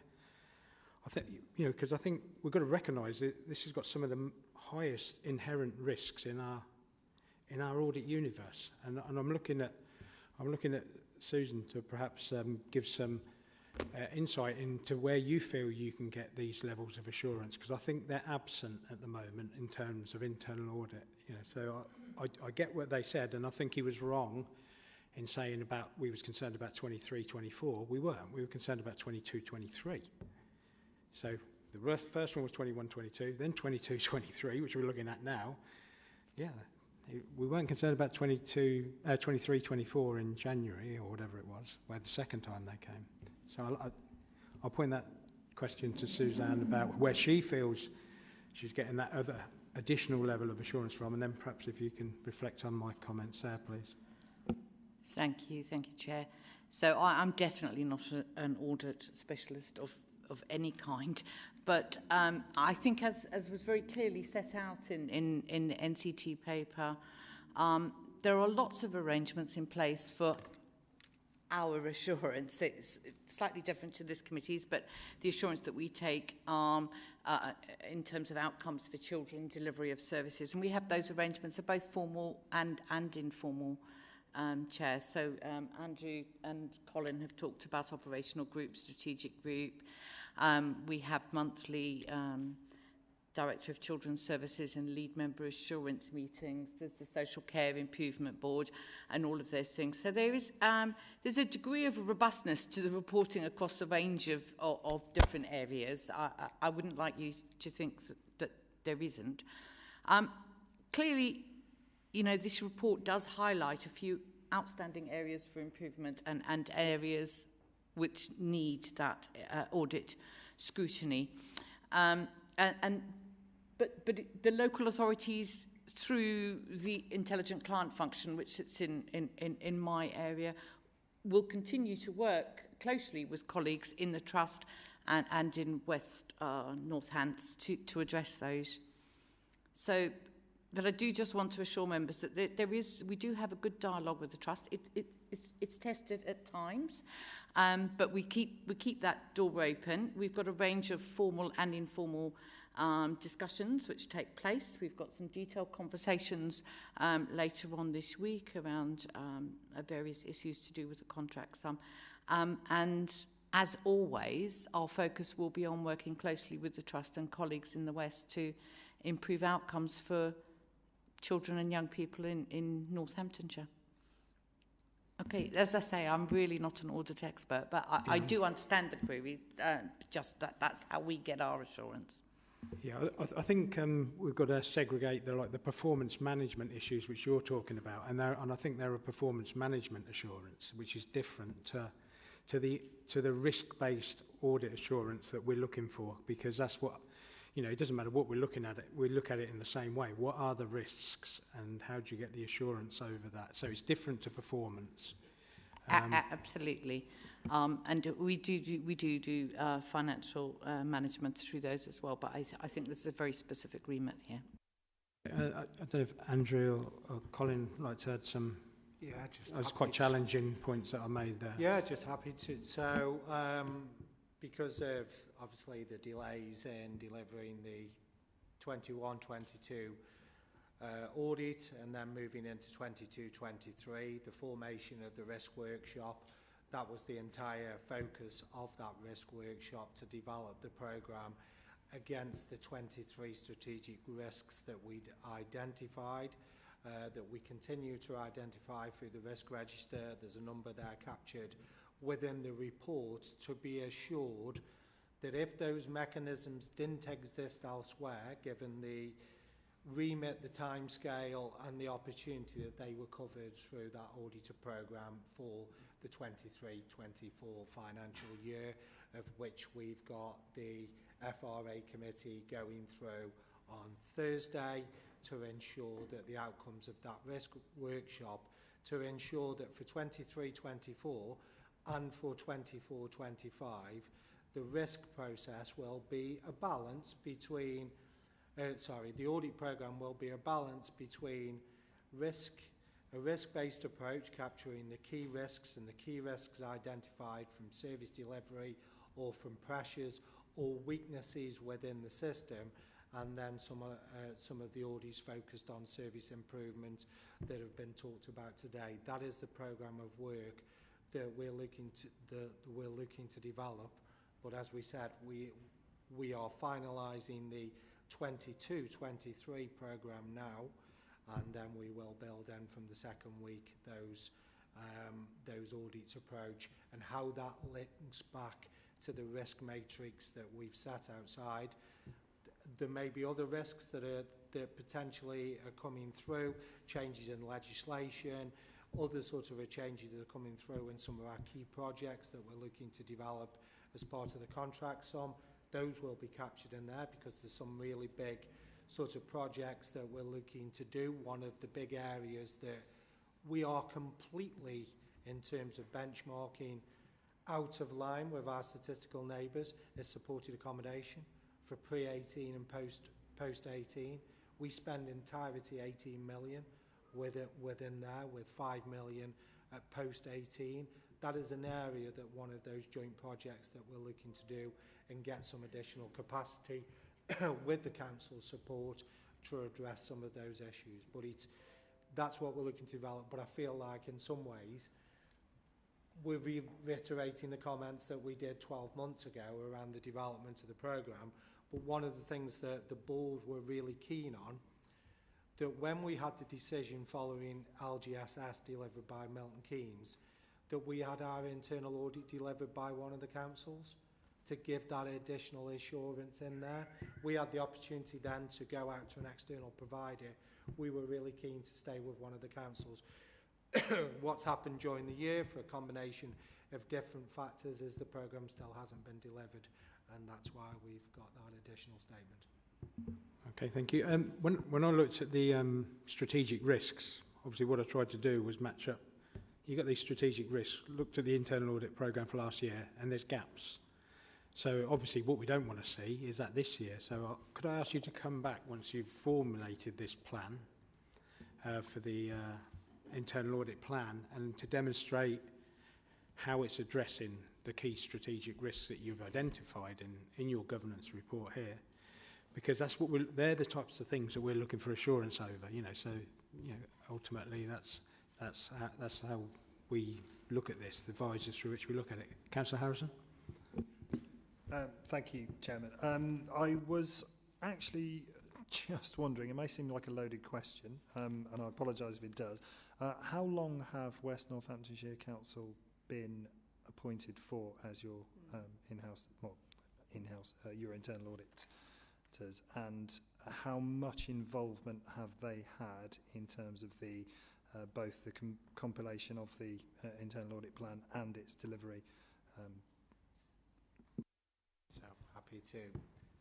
Yeah, sorry, I got the, yeah, so if you could answer, will you be able to come back with that linkage, and then if you could answer Councillor Harrison's question. Absolutely. And one of the things that I'll be looking for is a 23-24 audit plan and a 24-25 audit plan, considering where we are now, that will set out the framework for the next 18 months of activity to get that online. So that's one of the key observations and key questions that we'll be asking to the auditor on Thursday at the FRA committee that will be attended. In terms of the,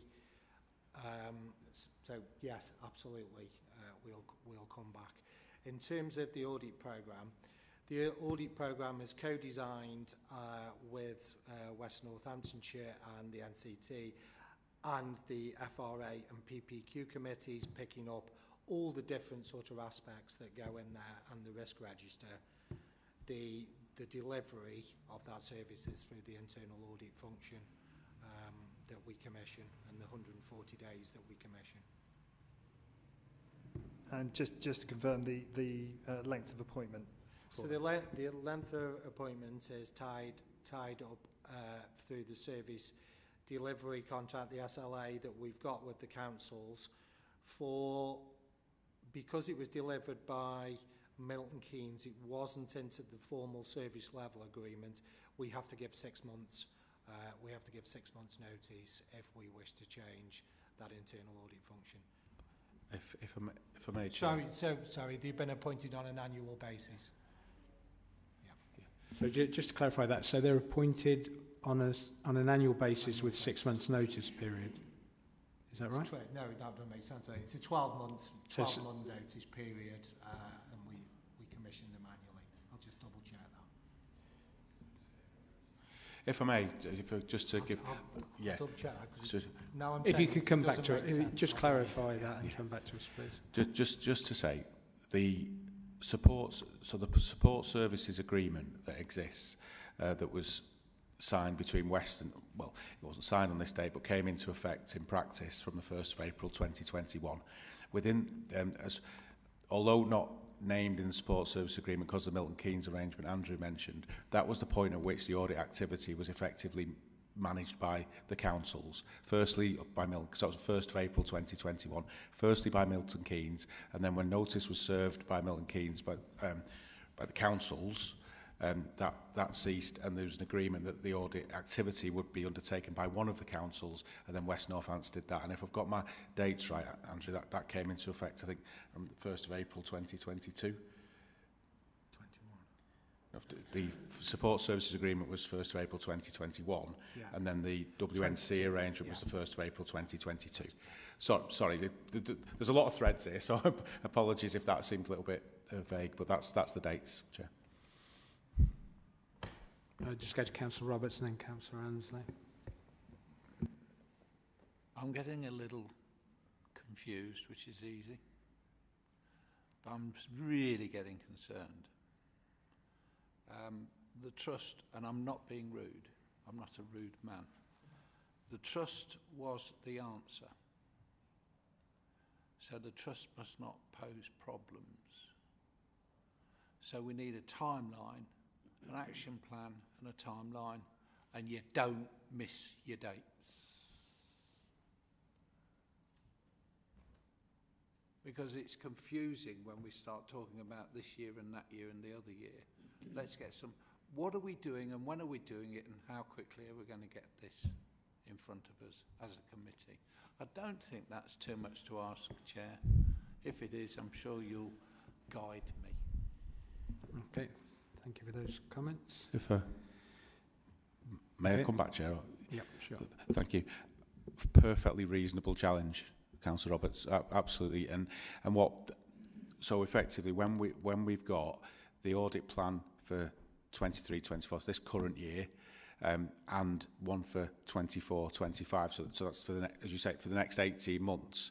that's what will come and report back to the committee, and you know, with the detail of what's happening and when to address the risks. And if that, you know, we can circulate that plan in advance. If anyone think, you know, we can work out a way for appropriate council officers to liaise with appropriate members to look at whether that's the plan that you think you were expecting, or if it's not, then let's do that, because no one wants to be, you know, I want to be here saying, here's the audits that we've done, this is the assurance that those audits have given. You know, our final accounts, you know, it's been recognised that, you know, they meet the national accounting standards and things. So it's not that this is a complete basket case. The problem is the way the internal audits kind of evolved, and we do need to put that right. So it's a fair challenge, and we commit to doing that.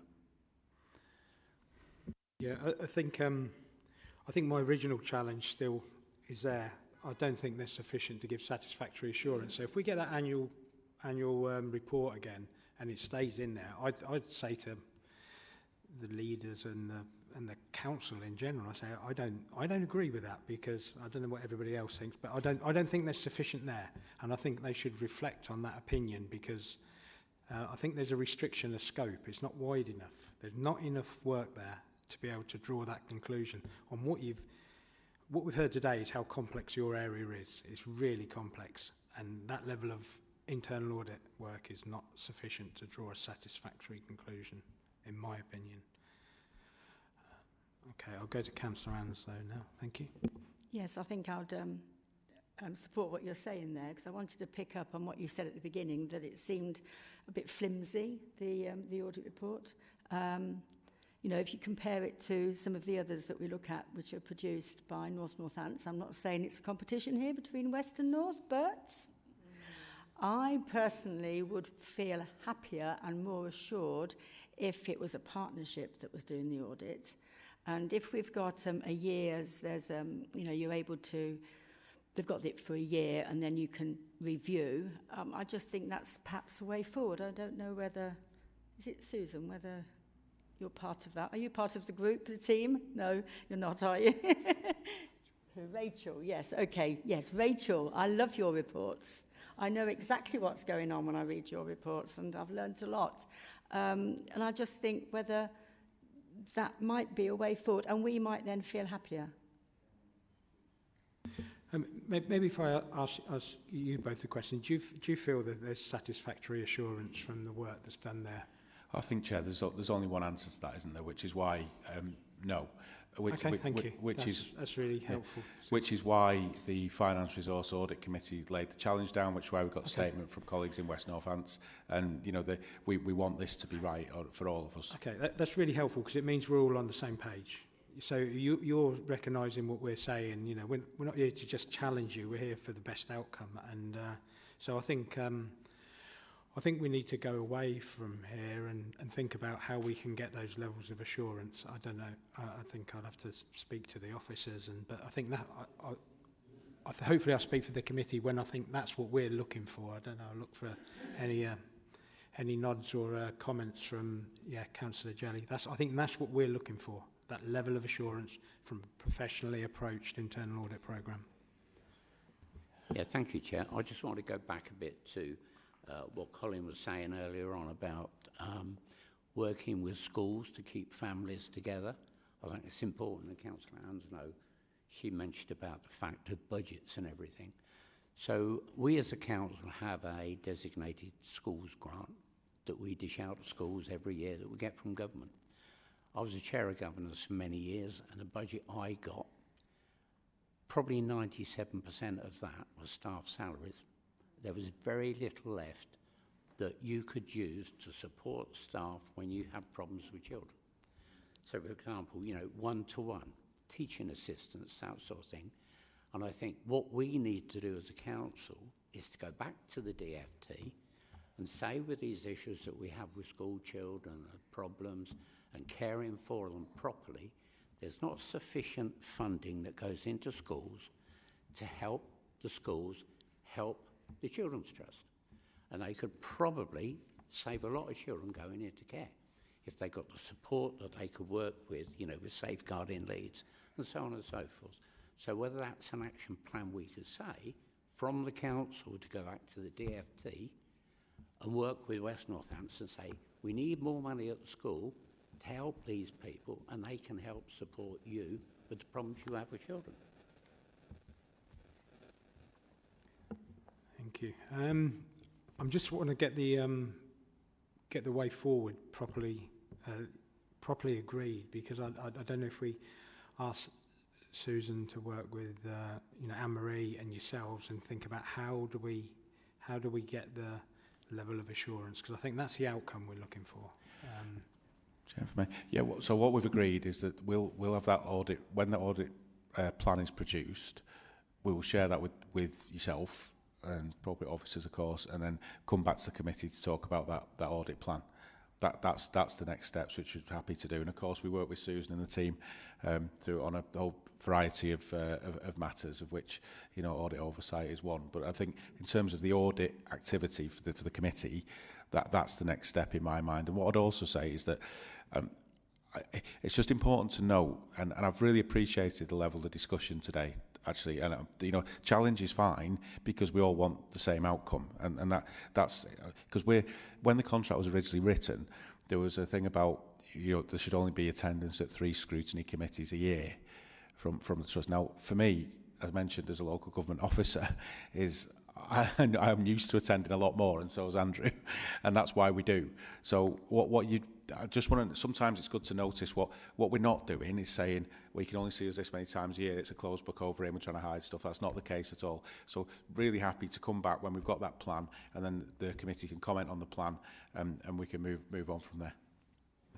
Thank you, Colin. One of my concerns here is we're running out of runway a bit, to be quite honest, because the next meeting of this committee is the 27th of November. If we come back with that, the meeting after that, the year's nearly gone. So that's what I'm concerned about there. So I don't know how we address that sense of urgency here. I think we've got to do it before the next committee, outside of, and so hopefully come back with a comprehensive assessment of how we're going to do this, working together between yourselves, ourselves, the West, to get the level of assurance we need. Because I'm sure they're in the same boat as us. Them same councillors sitting in the same audit committees. I'm sure they probably ask you the same questions as we do. So I think that's what we need to get out of this. I'll just go to Councillor Level first, and I'll go to Councillor Harrison. Thank you. Thank you. I don't want to sound harsh, but you just said that you'll get the plan from the internal auditors and bring it here. Surely there's a step missing there. You need to decide whether the plan is adequate. You need to go back to them and say if it's not, and then you come back to us and present us a plan that you're happy with, that you think is sufficient. That doesn't sound harsh at all. Absolutely, I was asked if I think the current arrangement's suitable. I gave my answer. There's something about how we work together as well, I think, because we were just talking about NFAs or child protection. I can stand and say if I'm assured as a professional in the area, but you may need something slightly different to help you understand that. So that's why it can also be a conversation. Which why I took the approach I did. Well, if we can arrange it however would work, Chair. You could we could arrange as soon as everything's finalised, we can arrange a meeting to do that. If that's an action for you to take on behalf of the committee, a meeting with yourself, with Janice, with Susan. I agree with you on pace, and the timing of the committee isn't sort of affect, the pace is important. So if we need to have a different arrangement, and we can pick it up outside of the meeting if that you would prefer, but we'll do whatever to get us all into a sensible place where we're all comfortable to move forward and switch the focus from the narrative that's unfortunately existed to how we all work together to improve the services. Okay, thank you. I think what would be useful if many hands make light work. If there was a couple of committee members who perhaps volunteer to work with me and maybe our internal audit team and yourselves and our department, and then I think that'd be a good way forward. I'm just looking for volunteers. Councillor Harrison.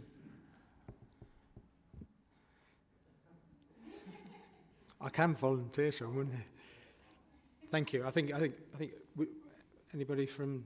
Okay, yeah, let's do it with 4 then. So Councillor Jelly, Councillor Harrison, and Councillor Anzo, and then we'll work with our staff, your staff, and our assurance people. Okay, thank you for that. Chair, may I just... I'm yes, really, certainly. Really sorry. I'm just saying for Dem Services colleagues can hold us all to account because I don't want to miss any deadlines or anything like that. So if you can sort of keep on top of that, we'll as soon as we've got the information, we can share the meeting. I did also think, Chair, it might be worth including the chair of our Finance Resources and Audit Committee. So, yeah, I'd welcome. Because I know she would really like to. I mean, I was with her in a meeting this morning, and she knew we were coming here, and she just expressed that she'd like to meet the committee as well. So very happy to do that. And is she the one who's disappointed and concerned? Yes. Yeah, okay. Get her on board, please. Sorry, that was a bit flippant. Okay. I think if there's no more questions, I think that will bring us to the end of that point. And we've got some recommendations, and I think it was really interesting discussion there, so thanks for everybody's input. So we're being asked to note the report of Northamptonshire Children's Trust attached as Annex A, which sets out the governance and reporting arrangements for the Trust, and to note the internal audit report and opinion for 22-23 for Northamptonshire Children's Trust. And I would also add on to that and recognise our concerns about the level of assurance. If we look for a proposer with that addition on, thank you. Councillor Eakins, the seconder, Councillor Anzo. All in favour, please show. Thank you, that's unanimous. Thank you for your attendance. You're welcome to stay for the next. Okay. Thank you for your attendance, and look forward to working with you on the approach going forward. That brings us on to agenda item on the internal audit progress report, and I'll hand over to Rachel.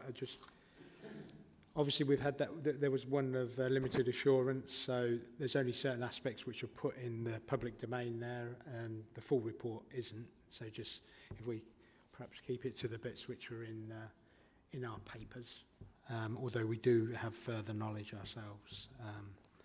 Okay, I'll hand over to Rachel. Thank you. Thank you, Chair. So this is the latest update on the delivery of this year's internal audit plan, provided as Appendix 1. So it's obviously not that long since the last committee meeting, so I'm pleased that we're still able to report quite good progress since the last meeting, and we still have 6 reports that have been finalised since I reported to you last month. So those are summarised within the report. As usual, there is a full copy of the internal audit plan with the status as at producing this report from page 45 of your papers as well. So the key findings within the report set out in section 3.1 onwards provide an overview of those key financial reports that we've finalised since the last committee progress reporting. So the first is in relation to information governance. So this is quite a wide risk area. It's one of the areas on your strategic risk register. And for that reason, what we try to do each year is have a slightly different focus. So we look at different controls each year so we can have a good level of coverage in each of those areas. So for this year's coverage, we were focusing on the areas of data retention and subject access requests. So the findings, as I say, are provided from page 40 to 41 of the papers. So overall, we were able to give a good level of assurance over the compliance with the controls. We looked at the data retention schedule. There are schedules in place, although having looked at them, we feel there's the need for some review and some update of some of that data. And that's going to be scheduled for within the audit plan, within the action plan, arising from the audit. We've also looked, as I say, on the subject access request element, and we were really impressed with the levels of controls in this area and the levels of compliance as well based on our testing. So overall, we've given that moderate assurance opinion over the control environment based on the need to update some of those data retention schedules, and also some outstanding actions from the last audit around the development of a data retention and disposal policy. So again, that remains outstanding. So that brought that assurance opinion down for the control environment. But overall, we've given a good level of compliance and a low organisational risk. So obviously we will follow those actions up as part of the next year's audit coverage as well, when we'll be looking at a different key area within information governance. The next was in relation to cyber security. So members of the committee will remember that we're trying a new approach with cyber security this year. Rather than having a one-off audit every year or so, we are doing a rolling piece of work on cyber security. So this is the outcome of the first quarter's audit coverage on cyber security. So this audit focused on the training and awareness. So it wasn't a technical audit. It's not one of those where we're looking at too many IT technical controls. This one, we're looking at more at the end user. So we could have the best controls in the world, but we need to make sure that the people using it don't expose us to risk by clicking on that link in the email or, exposing their potential data online. So what we've looked to do is look at the training that's available, look at the coverage of that training, and also general awareness of end users, and also some of the policies that are in place as well that support that work. So overall, we've given a moderate assurance opinion. There is a lot of proactive work that we're able to evidence, which was really positive to see. There were a number of areas that we've highlighted for even further development, and that's in the action plan that will be taken forward. And that includes looking at completion rates for training to make sure we've got that complete suite and everybody's aware of the risks and the requirements. So moving on to the next audit was in relation to management of capital projects, which is at the bottom of page 41 of the papers. So for this review, rather than a deep dive into one particular project, we wanted to do an initial piece of work around the project management framework and documentation that we have in place in terms of templates and guidance. So we picked a sample of projects, high-risk projects to focus on, and looked at the documentation that was available in support of each of those. So whilst we did see a number of areas where there was a good practice, what we've highlighted generally, the main thing coming out of it is the need for a fully developed project management framework that is consistently applied for each of our projects. So I know that is something that's on the radar, something that's being planned already, and we've made a number of recommendations to hopefully try and support that process and inform what needs to be included within that as well, to make sure that the controls we're building in, right from the business case and initiation stage of the project, right through to the conclusion and the lessons learned process, all needs to be mapped out, and we have a consistent approach and a risk-based approach to how we handle the issues within that project. So overall, a moderate assurance opinion, and as I say, we've made a number of recommendations that are being taken forward as part of an action plan and will feed into that project management framework development. The next was a housing-related audit in relation to right-to-buy applications. I know we've touched briefly on right-to-buy processes at a previous committee meeting. So obviously we were looking at the controls that are in place around the handling of those applications to make sure they're handled in line with the regulations and the requirements, but also that we're proactively making sure we're exercising counter-fraud controls and the relevant due diligence at that stage as well. So overall, the main finding of the audit was that we were able to evidence some significant improvements in the control environment during the period that we looked at. So when we looked at some recent applications, we were able to see much stronger controls were in place than had been previously in the previous financial year. So overall, we were pleased to see the progress that had been made and the direction of that work. Based on what we saw, we were able to give a moderate level of assurance over the compliance and the controls that were now in place. We did identify one error, which is noted on page 43, which appeared to be due to human error and potentially exposes a risk around the robustness of the approval controls. I'm pleased to say that was acted on immediately. There was action taken to address the template that had been used in that case to make sure that this couldn't happen again and to make sure that approval controls are working effectively. So overall, we've given a moderate level of assurance on the design of the controls and compliance. We'll obviously follow up those actions further as the action plan progresses. The next on page 43 of the papers was actually an advisory consultancy style review. So under the public sector internal audit standards, we are encouraged to do some consultancy work to give some engagement with service areas to make sure we're happy that controls are being built in the right way, give that advice up front, and try to manage risks up front and rather than after they've happened. So this was an example of one of those types of reviews. So on that basis, there is not an assurance opinion for the committee. It's more just some feedback on what we did and what we found. So This related to housing repairs and it's the use of a store. So members may recall from my outcomes on the audit that we presented last year on housing repairs that one of the findings was that there's not actually a stores facility for the Corby depot. So that was one of the actions that came out of the audit. So that is now in place. And the controls are being built. So what we wanted to do was get in up front and advise officers on the sorts of controls we'd expect to be exercised over a stores facility. Make sure that those types of physical security controls and separation of duties are in place and that they will be evidenced and enforced once that store's in regular use. So we've given some recommendations. We didn't make many recommendations because actually the controls that have been proposed looked fairly robust. But what I'm proposed to do is something that I may bring to the committee as a potential area for inclusion in next year's audit plan for us to go back and make sure these controls are operating as they were promised.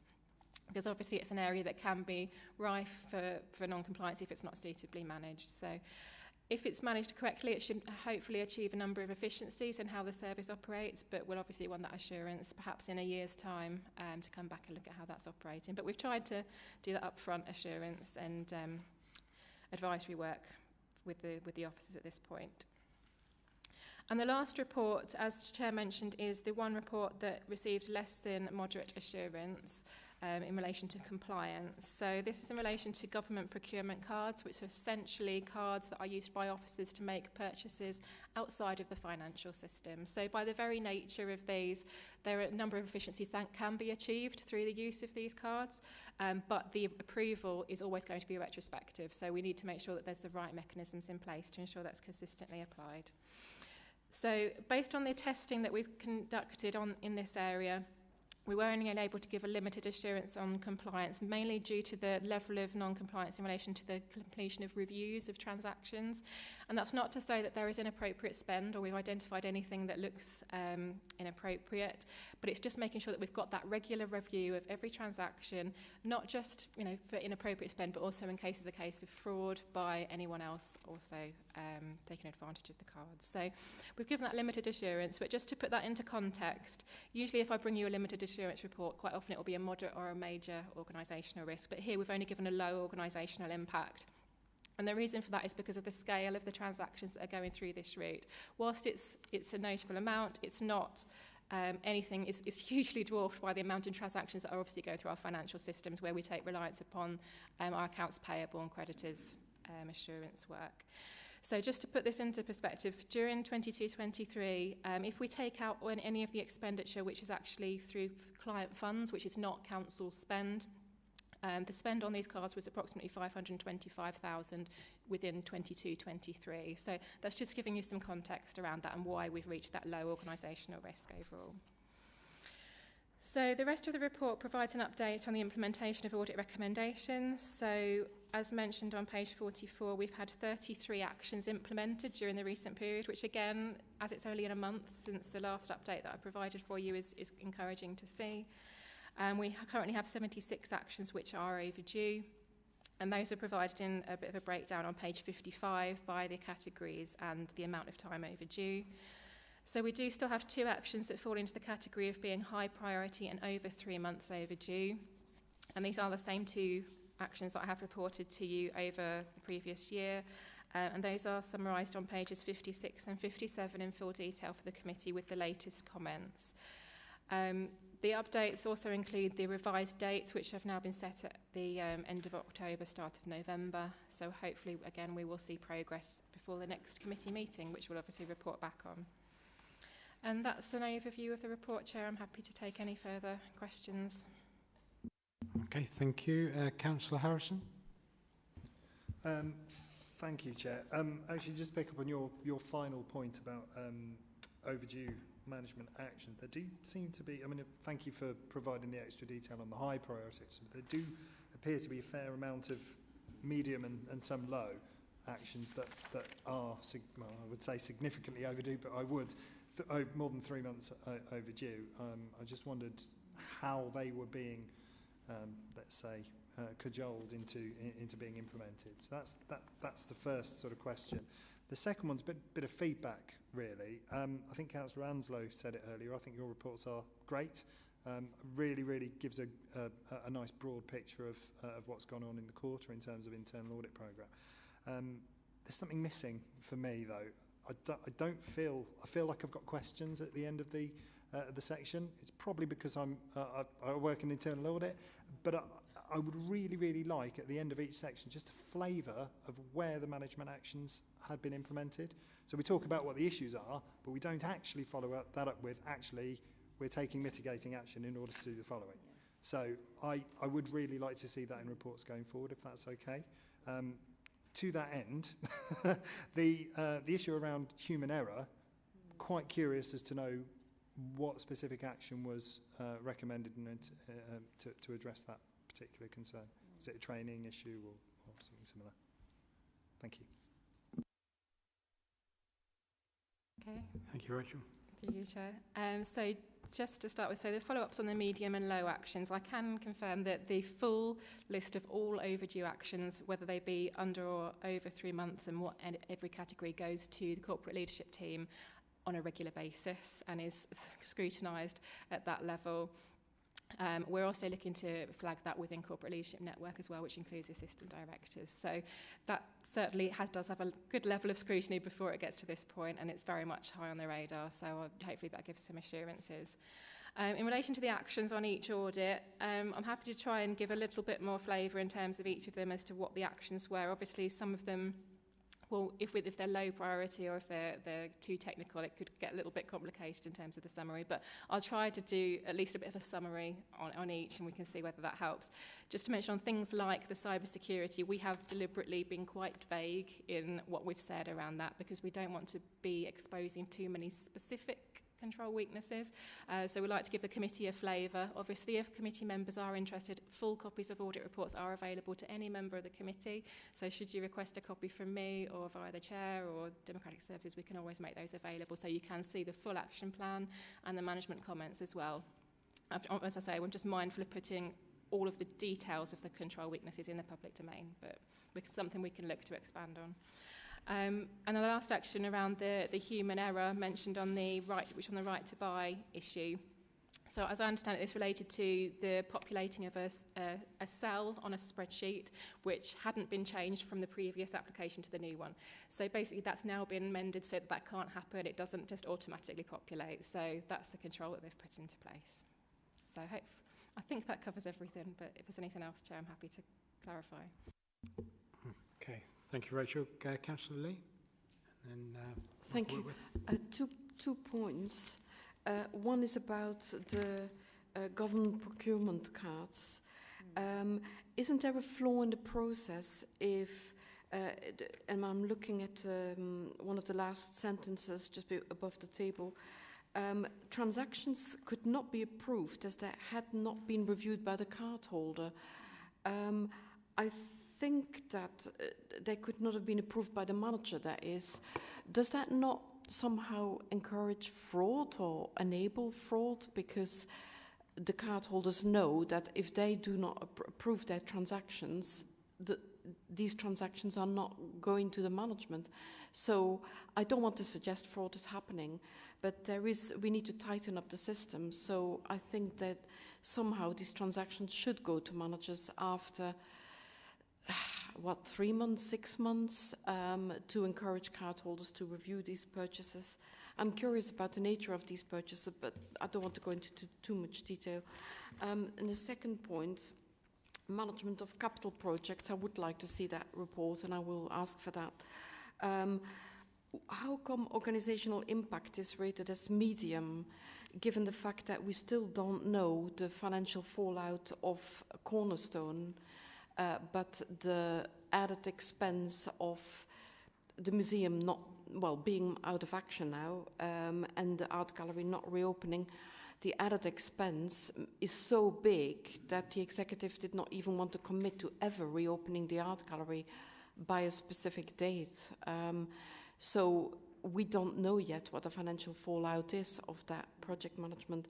So maybe you rate it as medium for the whole of Northamptonshire, but for one particular town, it's got quite a major impact. And it could be a major financial impact for this council still. Thank you. Thank you, Rachel. Thank you, Chair. So on the first, around the GPC control. So as you say, yeah, so that third bullet point talks about 60% have not been approved by managers. As you say, that it's picking up that some of those have not been approved by the cardholder, which was the first bullet point, where 82% had been approved by the cardholder, but those remaining ones obviously were not then feeding through the process. So there's a linkage between those two findings. But as you say, it might be that that's something that needs to be looked at in terms of the process. And obviously, as usual with anything that's a limited assurance, the officers are here available to make comments if they wanted to comment on that further. Just to mention as well on your question around the project management opinion on page 42. So as I mentioned, this wasn't intended to be an assurance or an audit of a particular project. So it was looking at the governance and the project management framework that's being applied. If we had been doing an audit of the individual projects, that obviously would be a different type of assurance. So this is looking more at whether we have a framework and how it's being applied, not the risks associated with any or all of these projects that are in sample. So hopefully that clarifies a little bit. As I've said, within this year's audit plan, we do have a specific audit around the Kettering Library roof, which is on page 48, which is due later in the year. So that's more of a project audit. So we would be looking at the specific risks and issues around that project, how those are being managed, and any lessons learned, etc. from that, rather than this one being of a general project management framework review. Thank you. Okay, thank you. Michael Whitworth, thank you. I mean, my point was covered mainly with Councillor Lee, to be honest. I was staggered by the number of the amount of non-compliance in the procurement card area. I just wondered if, when we say there's no defined process for tackling non-compliance and some 7 cardholders have done no reviews, I mean, I don't know what the ramifications of that is. I know what it would have been in the businesses I've worked in, but I'm just wondering if a process has been defined now, so that's something is being done about it. Okay, I'll ask Janice to answer this one. Thank you. Thank you, Chair. Yes, we do actually already have a process in place for managing procurement cards. It's about people not complying with the process, I think, is the big issue that's come up from the audit. I mean, I did ask Rachel to actually also look in detail at the transactions to ensure there were no cases of inappropriate use or fraud that should concern us as well as an authority. And thankfully, that isn't the case. It's more a case of people just not following up afterwards. And I think that's probably one of the issues we have with procurement cards, because you've got your goods, it's all been done, and therefore there's nothing really to almost do, but that isn't the process that we've got. So we do have a procurement process, and it does allow for actions against anybody who does not follow the process. So what we're doing, and that will include obviously when we're looking at the employee codes of conduct as well in terms of those sort of processes. So what we're looking at doing now is, now we've had the audit back from this, it's obviously gone back through our corporate leadership team, and in October we're having a specific session at the Corporate Leadership Network as well, involving all the assistant directors, to explain to them about the findings of the audit and the recommendations from the audit and what they must do and what the implications are if they don't do it, which can be employee codes of conduct and also the removal of the card as well, which is, you know, the most immediate action to take. Unfortunately, that in itself doesn't help the delivery of the service as such, because in some instances, if you're looking at homelessness provision, for instance, you may wish to book accommodation quite quickly, and as we know, hotels will not wait for purchase orders to be raised, etc., to do that. So what we will do is to look to see if there are any alternatives to that as well, but if not, then it is about policing the system. What we're also looking at is, from the audit work that's been done and the information that's come out, about where we're seeing those larger areas of non-compliance, so that we do actually tackle those sections individually, and individuals individually as well, with regard to that, to ensure that's followed up on. So we perhaps had gone in too high at the level of trust model that we'd got operating for the process, and we're unfortunately going to have to go to a much lower level of trust in this first instance in order to make sure that we can have people that are complying with the process that we have. Thank you. Yeah, I think there's obviously been a toleration of non-compliance, and it's a bit of a cultural thing and lack of sanction. And I think the approach is right that you've got, which is it's a control environment issue. It's the tone at the top. So if that's set, then that makes sure that everybody else beneath it complies with it. But if that's not coming, I think hopefully that should address it. I was encouraged that there's no evidence of fraud, but we've got to stop this, I think. And it doesn't give a good view to the outside world. I think I'm more concerned about the optics on this than the finances, because it's like when you read it, it doesn't look good. And I've had people mention it to me because it's in the public arena, and so they challenge us, and it's a reasonable challenge as well. So I think that will probably address it, what you're suggesting. But Councillor Eakins? Yeah, thank you. I'm just looking back on, you got the one on housing, on the right to buy, with the assets there, but that follows quite quickly with the housing repair store in Corby. That has a lot of valuable items that don't seem to have a high value, but they do. Copper cable, copper pipes, boilers, etc., etc. If that's only one store in Corby, what about the other areas where we've got housing and property maintenance that we look after, and what are the controls over them as well? Because they fall in line very similar with what it is, especially the amount of buildings and property that we maintain. Is it just pure for housing, or is it like central stores for multiple use? Thank you. Rachel. Through you, Chair. So this is specifically for the housing repairs service that this store will be used. So it's looking at trying to get those efficiencies due to obviously we've talked at previous meetings about the backlog in terms of housing repairs. So it's trying to get some efficiencies into those processes. So this is specific to the housing repairs coming from the Corby depot. If we, as I said, I would like us to come back and look at this, because I do think it's an area for us to look at, particularly around some of our counter-fraud coverage each year. It's something where it always scares me having these types of arrangements, as you say, because it is so open to abuse if it's not suitably controlled. And it's that little and often type of fraud as well, rather than the big thefts and things. So what I would like to do, if we do incorporate that into next year's audit plan, if the committee are supportive of that, then we can look at any other store provision within the council as part of that as well, and maybe do a wider spread piece of work. So I can't comment on whether or not we have something similar in Kettering. I believe we do, but whether it's under the same controls, it'll be an opportunity for us to have a look at that and almost compare and contrast, and make sure we're happy that the controls are robust across the piece. One of the ways that can help is that it's a bonded store within a wholesaler's or a supplier, where you order X amount worth of stock as your regular stock, but they protect it, and then they will only then give it out as and when you get the chips for it, which is very similar to what you're going to do, but the risk for it isn't sitting in our premises, if you know what I mean. It's somewhere else, and it's even more controllable, because they can only get it with a work chit or whatever they do to get the items out. I don't know if that may be worth something looking at. Through you, Chair, I'm happy to take that away as something to look at, but I have dealt with a similar scenario at another local authority and seen something like that didn't necessarily work as well as we'd hoped, because the contractor wasn't exactly applying the controls we were expecting them to over their access. So I do think there's some benefits if it works properly.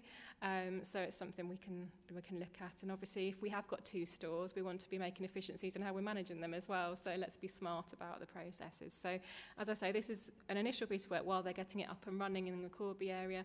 I think next year will be an opportunity for us to have a look across the board and whether things are running as they could be.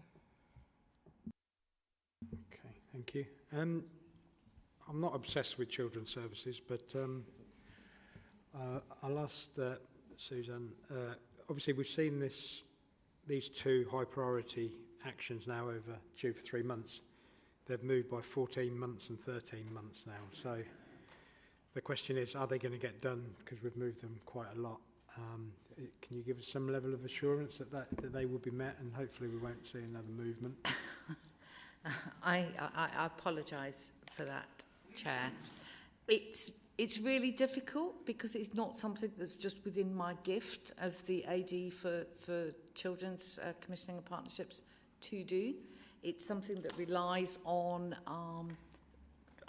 the agreements and the willingness of colleagues in the West, and the ICF functions on behalf of both West and North, but it also functions on behalf of the Trust and the Secretary of State, as I say, the DFE, of all interchange. And I think I've been reflecting, sitting here thinking, oh Lord, you're definitely going to get asked about this. And I think the thing that I would reflect on is that when I came into post, the audit had been done, and we were asked to put in dates, and I think we were very over-optimistic about how easy it was going to be to work. That's us, not audit colleagues, about how easy it was to get that agreement on what an effective framework would look like for the ICF. So there are discussions ongoing with the West about the continuation of the ICF and where it sits and how it works. Work has progressed, and we do progress it. But at the risk of sounding slopey shoulders, there is a capacity issue in the ICF that is not immediately resolvable, and we are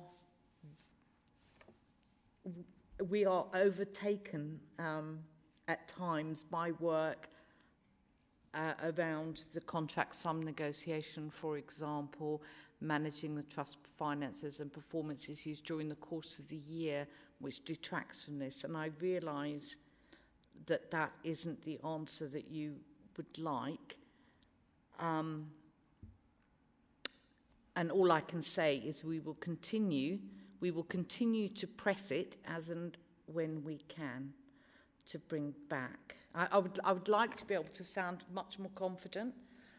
I am not. Okay, obviously you've said it was complex and difficult, and the time frame was ambitious, but and we get that. But if you're going to change it, make sure it's achievable, because otherwise it's going to come to us again, and then we're just going to be asking again. So I don't know how many times it has changed. I don't know. Quite a few. So like every time if you just push it down the line another month or two, it doesn't help anybody, because then we're just criticising again. So it needs something reasonable, and it needs to be.